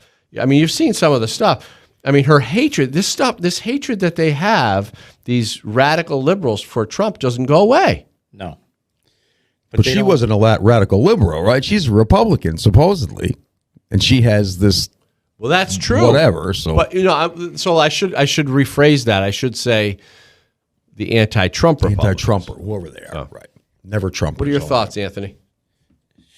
I mean, obviously she had to go. I mean, and where's the hatred come from? I don't understand it. The guy really was not that bad. The guy in office right now is a million times worse. Well, Trump pretty much did what he said. His ratings are so great. He's doing a great job. Yeah. But Trump did a ton of things for America that people just don't want to hear. I talk to liberal people, and they don't want to hear anything. He's a bad man. He did bad tweets. He's no good. Well, that's all I heard. I heard a report today on one of the podcasts that 50% of Americans think that Biden is doing a better job in relations with Israel than Trump was. During this war that's going on over there, right? That we hear the bad things, but whatever else. But I mean, does that really make any sense? I mean, how do you judge if somebody's doing a good job? I would judge it by, well, nobody gets killed, nobody's shooting at each other. I would judge it exactly that way. I would say the president's doing a good job if he is keeping everybody happy, keeping everybody calm, and making relations, making good relations. And Trump did exactly that. He actually he was the first president. Everybody talked about doing it, but he actually put the embassy in Jerusalem, and essentially by doing that, he was establishing Jerusalem as far as we're concerned as Americans as the capital, right, of Israel. So what's Biden doing? Didn't he just feed them a bunch of artillery today? Yeah. He fed Hamas, right? Well, he just gave gave Israel a bunch of our weapons to fight back. Yeah. So now we're just giving rockets and missiles to people so they can kill other Both people. sides. Oh, I see. Is that what we do? Well, he just gave Palestine a bunch of money. Yeah, billions, and they bought missiles from someone else. What are we doing here? It's just crazy. Exactly. What are we doing? We're just funding. Well, it seems like all the other countries that had the agreement, to not, be fighting against Israel are all living up to their agreements, right? They're all not joining in on this whole thing. I haven't heard any reports from other countries condemning I haven't watched that much news, so there may very well be reports out there, but I haven't seen any notifications If you Google this stuff, you'll see all this anti-Israeli stuff. I can't even believe it. It's almost like you're living in like a crazy land. Bizarro world. Bizarro world. That's what I was looking for, because it's like, I can't believe it. Hamas is attacking Israel, and Israel defends itself, and Israel's pretty powerful. Israel defends itself, but Israel's the bad guy? Hamas. If you already think Israel's the bad guy, of course Israel's the These bad guy. terrorist organizations sometimes will hide in schools. So, because they know that good people won't bomb the school if there's children in there. They hide behind children. It's unbelievable. But Elon Omar and all these other how did they ever get in our? I don't know. How did they ever get in our government? Makes no sense. They're supporting Hamas. Elon Omar supports Hamas, and It's just crazy. I don't know what they think good is going to come out of it. Where's that going to go? What's going to happen?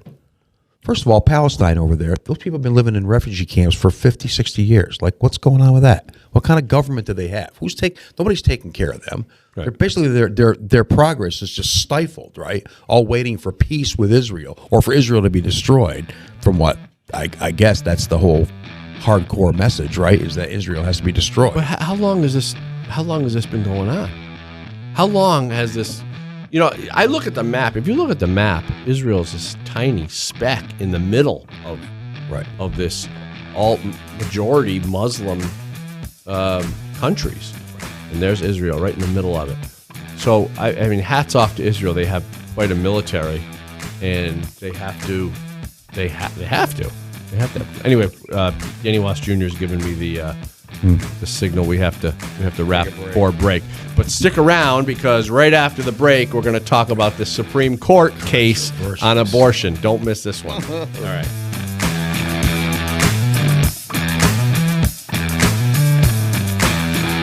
I'm Danny Wass Jr., producer of The Loaded Mic. I just wanted to let you know that you can find us at Simul TV, Right America Media, YouTube, and Rumble. You can also find the podcast at Anchor, Spotify, Apple Podcasts, and Google Play. Or you can go to loadedmic.com. Remember to like, share, subscribe, and leave a review. The Second Amendment is a priority at the Loaded Mic. If we don't defend the right to keep and bear arms, there are people who are happy to violate it. The strategies and tactics of the anti-gun crowd and politicians are sinister, and we need to understand those tactics. I wrote the Good Gun, Bad Guy book series as the rule book to their evil game, so we can understand their strategies and motives to defeat them. Understand the mindset of the anti-gunner in Book 1. Learn the media strategies behind the gun grab in Book 2.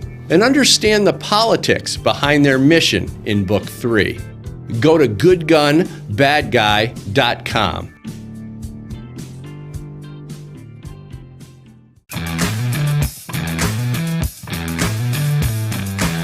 So by now you've heard me talk about MyPillow and the other MyPillow products. And now Mike Lindell has done it again by introducing his new My Slippers. He's taken over 2 years to develop these and designed them to wear indoors and outdoors all day long, made with MyPillow foam and impact gel to help prevent fatigue, made with quality leather suede. And for a limited time, Mike is offering 40% off his new My Slippers. Now, the My Slippers are so comfortable that you'll want to get some for your whole family. So go to mypillow.com and click on the radio listeners square and use the promo code RAM, R-A-M. And you'll also get deep discounts on all MyPillow products, including the Giza Dream Sheets, which I happen to have used, and they're fantastic, and the MyPillow mattress topper, and MyPillow towel sets, which our producer Danny Wass Jr. has, and he says best towels he's ever had. And was that him on camera? Did we get him on camera? Oh. And so you can also call 800-867-0416. Don't forget, use the promo code RAM. So you can call the number, or you can go to mypillow.com. You will be happy once you do. Check out the products. Okay. John. Yes. Dan. Talking about the Supreme Court case, finally, which they were debating over 8 months to take this case on whether or not they should hear the case on the Mississippi abortion ban. Tell us what that is. So what I'll do is I'll read a little bit here from this article from, where the heck is this article from? I don't have it on here. MSNBC? I don't know what it is. Forbes. It's Forbes. Okay. So the U.S. Supreme Court will hear the case concerning Mississippi's ban on abortions that takes place after 15 weeks. The court announced Monday, priming the conservative-leaning court to issue a sweeping decision on abortion and potentially weaken or overturn Roe v. Wade. The case is called Dobbs v. Jackson Women's Health Organization. Dobbs versus Jackson Women's Health Organization.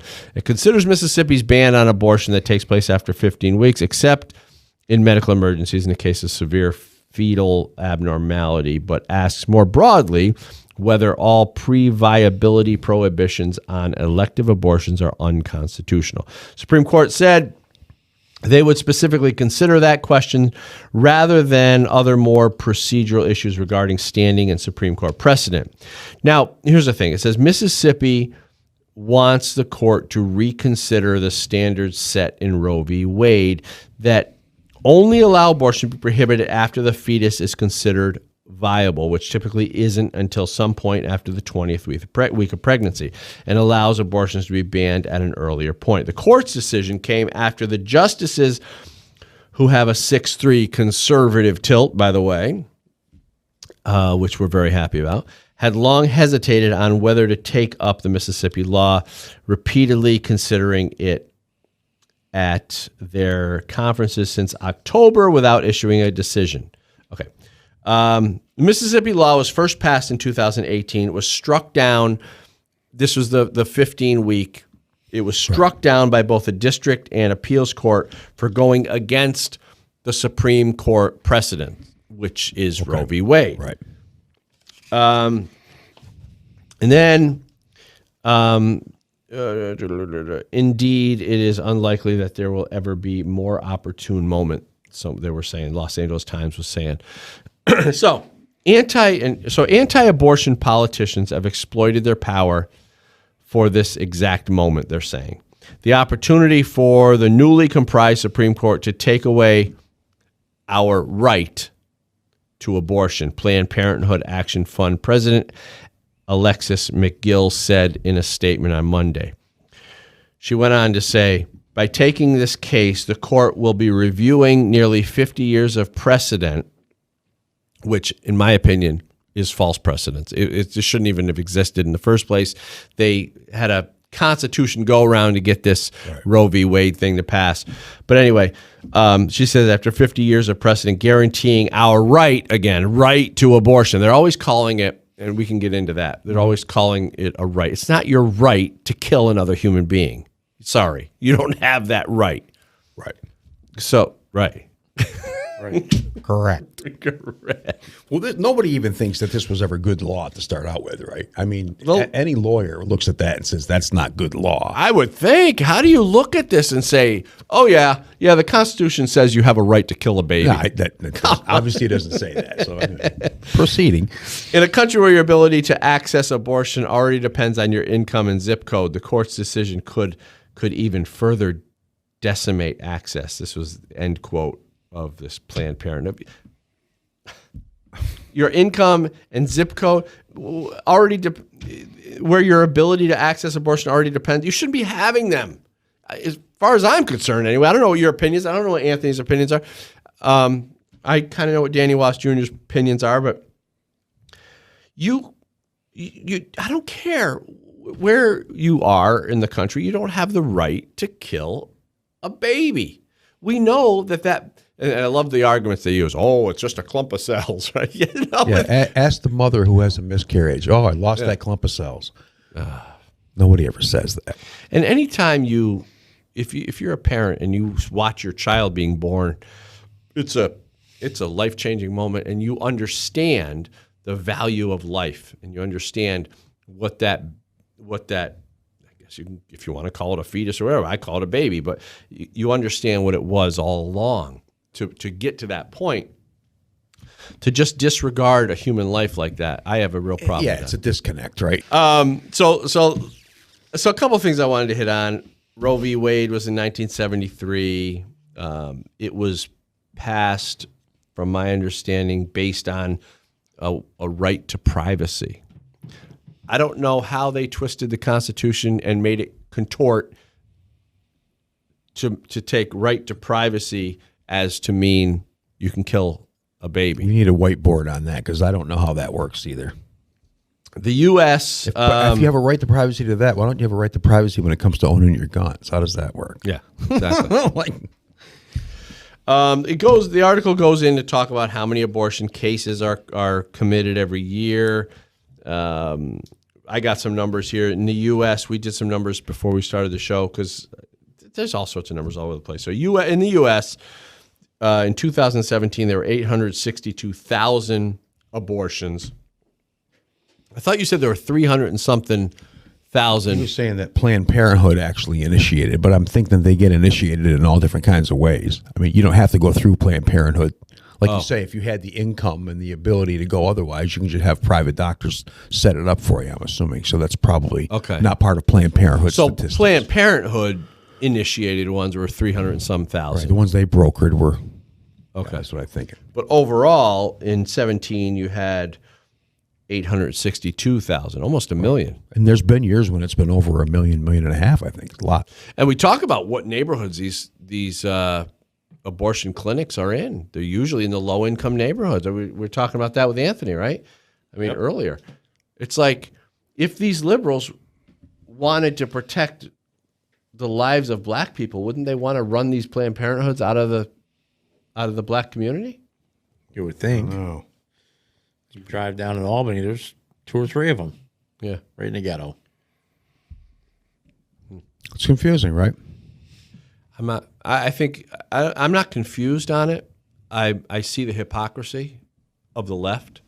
You know, they use, in this case, they use black people for their political gain, and yet they support the abortion, and they know that the majority of those aborted babies are black. So, well, it's the same as that. A lot of the people getting shot in gang violence are usually people of color as well, right? And they don't seem to care about that very much compared to like the one white guy that goes out of his mind and goes and shoots a bunch of kids in a gun-free zone. Yeah, right. Because they can use it for their benefit, to push for more gun regulations. It seems hypocritical, right? It just seems hypocritical. There was some talk here. What do we say? Heartbeat starts at 21 days. So I don't know where people are. I'm against abortions at any time, but some people might be against abortion at the heartbeat. Okay, so that's 3 weeks. So just putting some numbers out there. So I don't know. I think this is really good because I think what it does is it brings us back to a place where we recognize the value of human life. If this case wins, if Mississippi wins this case, then there could be a domino effect in other states. Right, in other states. And, lefties will have to stop killing their babies, right? I mean, is that what it comes down to? Anthony, what do you think? Will they have to stop killing their babies? Yeah. That's it? I think they should. I only agree with abortion during rape. I think that's, okay. So a woman wants a baby from a guy that was, raped her, but it's the only time I would agree with that abortion. criminal DNA. You got. What about you? What's your position? You had both. Bad question. It's a tough one. I'm not saying it's an easy well, question. And actually, again, somebody else that I follow online has a perspective on how these kind of examinations could proceed. And a lot of the stuff is that obviously we all judge what we think is right or wrong, and that's usually not a good way to argue because you're arguing opinions. If they were going to have laws passed that would change things, this person's perspective is those laws should all be voted on by women, and the women would have to decide what was going to happen. Because half the argument is, well, you're a man, you don't understand. And I'm like, okay, well, you're right, I am a man. I don't understand what it's like to go through the birthing process, but I understand about human life. Right. But if the law going forward is going to be credible, it would pretty much have to be decided by women, so that you can't say, well, men decided this and they don't, you know what I mean? But yeah, see, I disagree with that. Well, it's just enough. No, that's fine. I don't, first of all, I don't think, I understand the point. Right. To having all women make the decision, because then they can't come back and say, "Oh, men decided this." Well, again, it's about the credibility moving forward that people would accept it. Because if only women voted and women overwhelmingly voted to change the law, other women couldn't complain about it. But if men are involved, women are going to complain. Well, they will. Women complain. I don't even understand. But you also made a great point, and you said that just because I'm a man doesn't mean I don't understand human life. We can make, as men, we can make these decisions that directly affect women. Yes, we can, because we understand. Just because we're men doesn't mean we can't just because men doesn't mean we don't know what human life is. So sorry, I'm not going to buy that argument. And every time they present that, I'm going to knock that one back because no, just because I'm a man doesn't mean I don't know what human life is. Just because you have, you're the one who gives birth and can have an abortion does not mean that I don't get a say in this. Human life is human life, whether you're men or women. You can. Well, plus throughout history, it's been the men that have always been in charge of protecting all that human life, right? We're the ones that go to war and kill other people to protect our own people. So, yeah, you're right. It's a double-sided argument. Yeah, so I understand that perspective. I'm not saying that's even my position. I'm just saying that was this person's position about credibility moving forward. But this is the same kind of thing. This is the same kind of perspective about election fraud and stuff. People believe it happened. People don't believe it happened. This and that. The point is that we need credibility moving forward in order for everybody to buy into the system. Otherwise, people are going to start going off in all weird, crazy directions because they don't believe that anything's true. I mean, I had a discussion yesterday with somebody, and they could not understand the concept that, okay, I don't know that there was election fraud. You think you know that there was none. That doesn't make any sense. That's statistically impossible, but you're clinging to that and telling me that I'm wrong for believing what I believe, and all I'm telling you is that I don't know. So what do you do when you don't know? You get more. You look into it, right? If you think you know, CNN, but they already did. CNN already. It's so I read some of this stuff about how they go about analyzing this stuff, and it's just I don't even know where these people come from. Joy Behar already told them that the election was legit, right? It was legit. She knows. Enough said on that. Yeah, she knows. She knows everything. From her mansion. What about but Whoopi probably backed her up, right? Oh, Whoopi. Have you watched that show? I haven't seen it in years. I've seen bits and pieces. I can't. Sue probably watches it. I couldn't. She's never. I wouldn't watch that trash can of a show. Oh, I couldn't sit through that. How do people sit through that garbage? I don't get it. I don't understand. Did you watch the Miss USA contest last night? Did they take their shirts off? No, but then my friend Mike said again the woman from Dominican Republic finished 5th, and the Dominican Republic is almost always in the top 10. And there's only 10 million people there. Out of all the countries in the whole world, they almost always finish in the top 10 because there's a lot of hot women in Dominican Republic. That's what it is. I guess we're going to the DR. That's what he tells me. He came down here. He says you wouldn't know what to do with yourself. I'm married. Well, see, and I'm not. I'll go. Separated. I'm in. Let's go. A lot of driveways to be paved down there. Yeah, right. Dirt roads. You have good cigars? Oh, they got great cigars. Yeah. I'll go for the cigars. One kind of beer. My position on, just to be clear, I take the Ben Shapiro position on abortion.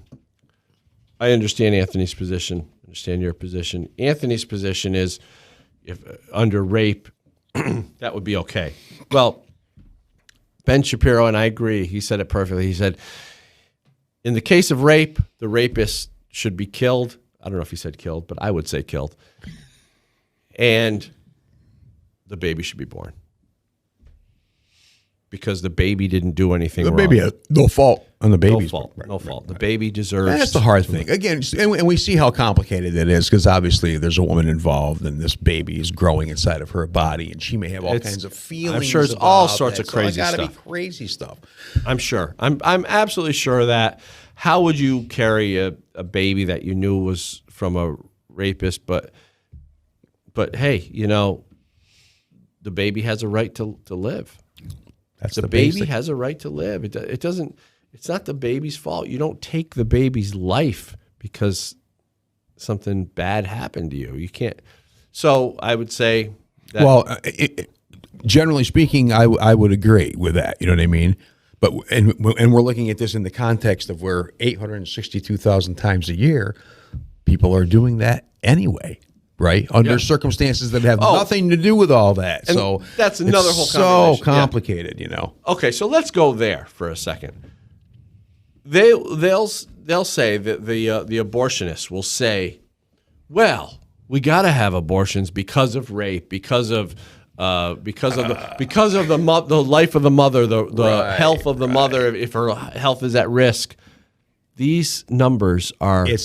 It's the same kind of numbers thing as the guns thing. Yeah. Okay, there's 400 million guns We have to watch out because the big problem is that one this guy. person over here Right. might get crazy, and if he has access to a gun, that's first of all, that's probably why he's going crazy, because he has a gun, and second of all, then he's going to use the gun to go shoot other people.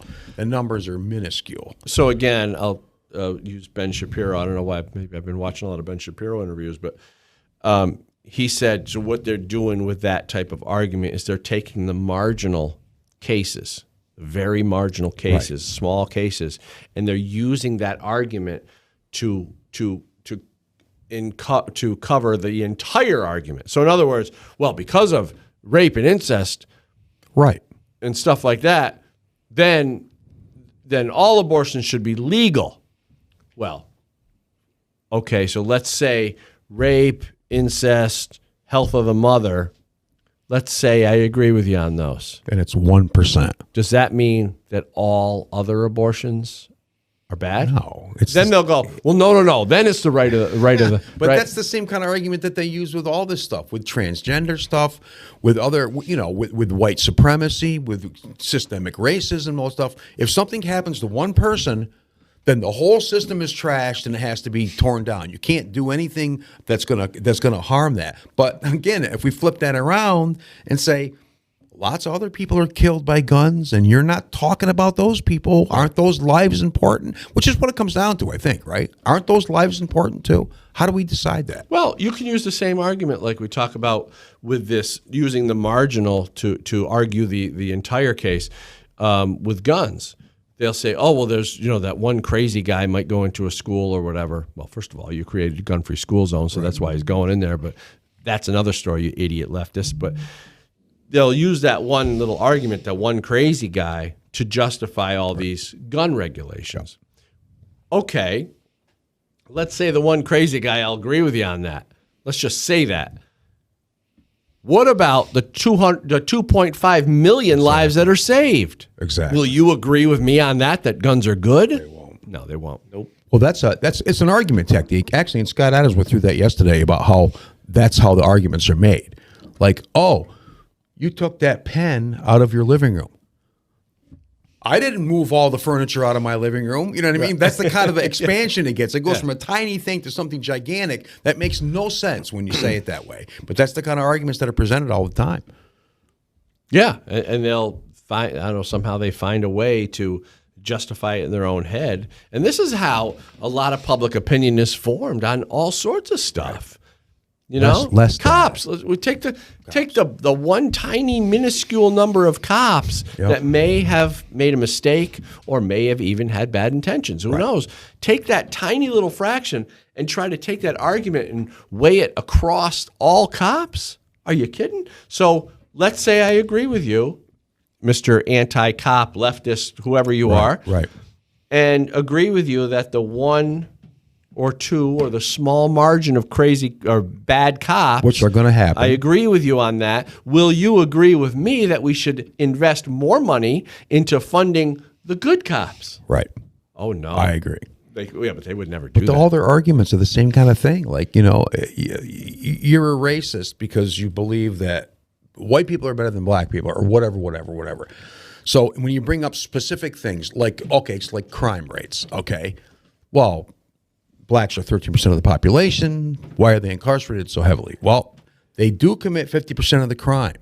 I'm not saying I know why that is, but if you're not including that into your argument, you're doing just the same thing. You're taking the outlying situation and saying that can never happen, and yet all this other stuff is happening every day, and you're never including that in the argument. It's a bad argument, right? It's not. It's just not. But when it's a bad argument and they can't win, they start getting... They double down. They double down. They get loud. They use rhetoric. And they insult you personally. You're a racist. And they call Anthony a racist. Yep. Wow. That's me. Hey, let's change the subject for a second. Did you hear about the black guy that would put a rubber white man's mask on and was going around clubbing Asian people? What? What the hell? You're making what that the up. hell are you talking about? Maybe Danny can look it up. You're making that You're up. kidding. But this black guy bought one of those rubber masks. Okay. Ronald that you Reagan put mask. over your head. And it was a white guy with bushy hair like mine. He's going around. He's beating Asian people up. What the hell is that all about? Well, because he was trying to make it look like white people were out clubbing Asian people. But then they got him who to the clubs precinct Asian? Do you know and any pulled white his people that are mask clubbing off, Asian and it's a people? black guy. Again, so it's like what is that? So it's like what Antifa was doing, spraying spraying bad things about black people, trying to make it look like white people are doing all this stuff. It's all propaganda. It's just. Did we find anything there? Who does that? Danny, do we have any idea what that? He's gonna all look. He's still finding. I'm trying to give him some work to do, you know. Black man, white mask, beating Asian people, beating up Asian people. And here's the thing: what happened? When did Asian people become bad all of a sudden? I don't understand. What are they doing? Joe Biden started that. How? I guess one Asian got clubbed on a subway, and all of a sudden it's a pandemic in America. Do black people dislike Asian people? Is this a real thing? That white Americans were going after Asian people because of some political. The virus. So we were out beating up Asian because people of Chinese virus. The Chinese virus. Because that's what I do every day. I grab a club, I go out, and I just smack people like a baby seal. It's like a That's cartoon. not what goes on. Not even real. How about the people filling up laundry baskets with gasoline? Who does that? You want to have some fun? They're filling up plastic bags with Totes. gasoline. Who fills up a plastic tote and puts it in the car? The guy's car blew up. It blew up. What in your right mind said, today, I'm going to go, I'm going to grab my sweet tote, I'm going to fill it up with 91 unleaded, and I'm going to put it in my back seat, and then I'm going to leave it there and go shopping. So when he comes out, his car was on fire. I mean, what do you I think saw Gas a is fake gonna do? meme that was probably, I'm assuming it was fake, was a woman that had a laundry basket, right, with the holes in the side, and she's pouring Yeah, she's gas. pumping. Oh, hey, I got banned. Did you see the one with the plastic bags, though? I got banned from Facebook because I said somebody should club her. Did you really? I got 30 days for that. Man, you're trouble. Don't know dude. the woman. I bully her. Somebody should club her. Oh, you guys want to have fun? Here I am. She walk up to her smoking a cigarette. So, oh, babe, what's going on? Garbage Yeah. bags was classic, though. They were packed up in the back seat. Anthony, oh, God. Seriously. Like, they were tied in a tied knot. up. 8 seconds later, that car was flowing fuel all over the road. A garbage bag is not going to hold gasoline. I think people, are people really that stupid? Yeah, they are. they They are. are. Some They're people are that stupid, right? They're stupid. We're living among stupid people. And they're probably- Do they understand that gasoline is flammable, number one? I bet you they don't even understand that. You can't, but you can't leave it in the back seat on a 90-degree day and act like your car's going to be there Not when only you come that, back. but gas is combustible. It's got, I think it's like the fastest combustion rate. Very It's volatile. spark That's will why blow it's it the up. fuel for engines. That's why, because it burns the easiest. There's But a maybe gas they're probably shortage. all Republicans, you know. The people that I'm are sure, doing it. yeah, I'm sure yeah. they are. Gas shortage. I just said, let me fill my tote up. The plastic bags was just absolutely ridiculous. I thought it was a joke, but then there was a picture of one guy holding a bag open, another guy with a gas pump putting the gas. What the hell has to happen to you to become so stupid? We need snipers. Pew, pew. You could have had your slingshot out there shooting at those people and breaking those bags. Well, what kind of life history do you have to actually result in an adult being that stupid? Should that person have a gun? There ought to be a law. Well, I'm serious. I'll think about it because we progress through life and we learn. We're a kid, we're teenagers, Hopefully. we're young adults, and we learn all these things, and we understand how to use a lawnmower and the gas. You know, you wipe off the gas and catch on fire, things like that. At what point do you decide that it's going to be okay to pour gasoline from a gas pump into a plastic bag and tie it in a knot and put a bunch of them in your car? I think we need Anthony to go. I think we need Anthony to act go like live you're with some gonna of these make it people home. for a week and see And what not- goes on. Well, and not have a bomb on your hands. That'll be the guy that lights a cigarette up and his car just bombs up on the highway. Boom! Oh, where's Mikey? Well, he's gone. Well, the thing with the gas is it won't explode unless it's in a sealed container, but it will burn instantly. And once it starts, you're not stopping it. So if you got just gas think inside about the those car, bags leaking in the back of the car. It's just dumb. And the exhaust pipe and the whole. And then you forget about it like a week later and you light up a cigarette and kaboom. Dude, I've carried gas in a car years ago for a road trip with a 5-gallon can of gas in the back of my car. And even that was like, I wouldn't dare light up anything inside the car because it was just filled with I just fumes. figured I'd bring that up because it was just looking at some of the pictures. I'm like, what are these That's people funny. doing? People are stupid. You can't. I don't understand what happens to them, but they're. Oh, we're wrapping it up. Okay, well. we got to wrap up. We're getting the signal. We got to wrap up. I'm going to go get some gas. Yeah, I'm going to go fill my car up with gas. I'll fill my. Why don't they just put liner in the trunk and just fill the trunk up? I'm going to fill this up and get like 6 miles out of my Little Mustang. kiddie pool in the back. All right. Thanks, guys. Yeah. Next Bye. week. Thanks so much for watching The Loaded Mic on YouTube, Rumble, Simul TV, and Right America Media. You can also catch the podcast on Apple Podcasts, Spotify, Anchor, whatever your favorite podcast app is, we're there. I'm Dan Wass. The Second Amendment is not a privilege, it's your right.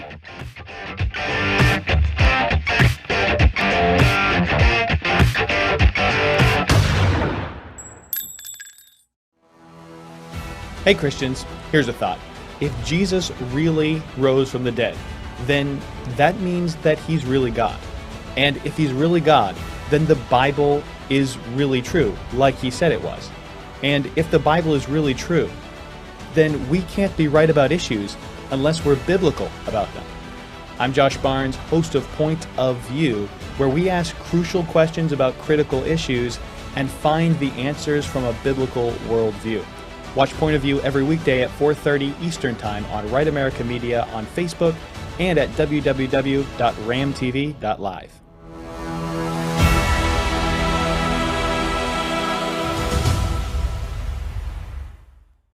Hi, America. My name is Savannah Lynn, and I'm the host of a political commentary podcast called The Savvy Truth. If you love God, love your family, and you love this country, you can tune in at Right America Media on Facebook or at ramtv.live. This podcast airs 7 Eastern and 6 Central.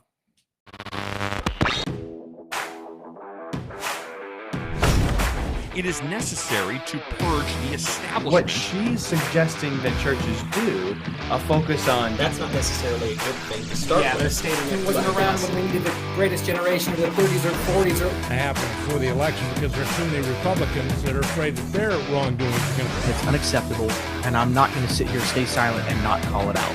I'm calling out the With lies. rules for Thanksgiving. Who the hell is he to tell us what we're supposed to do?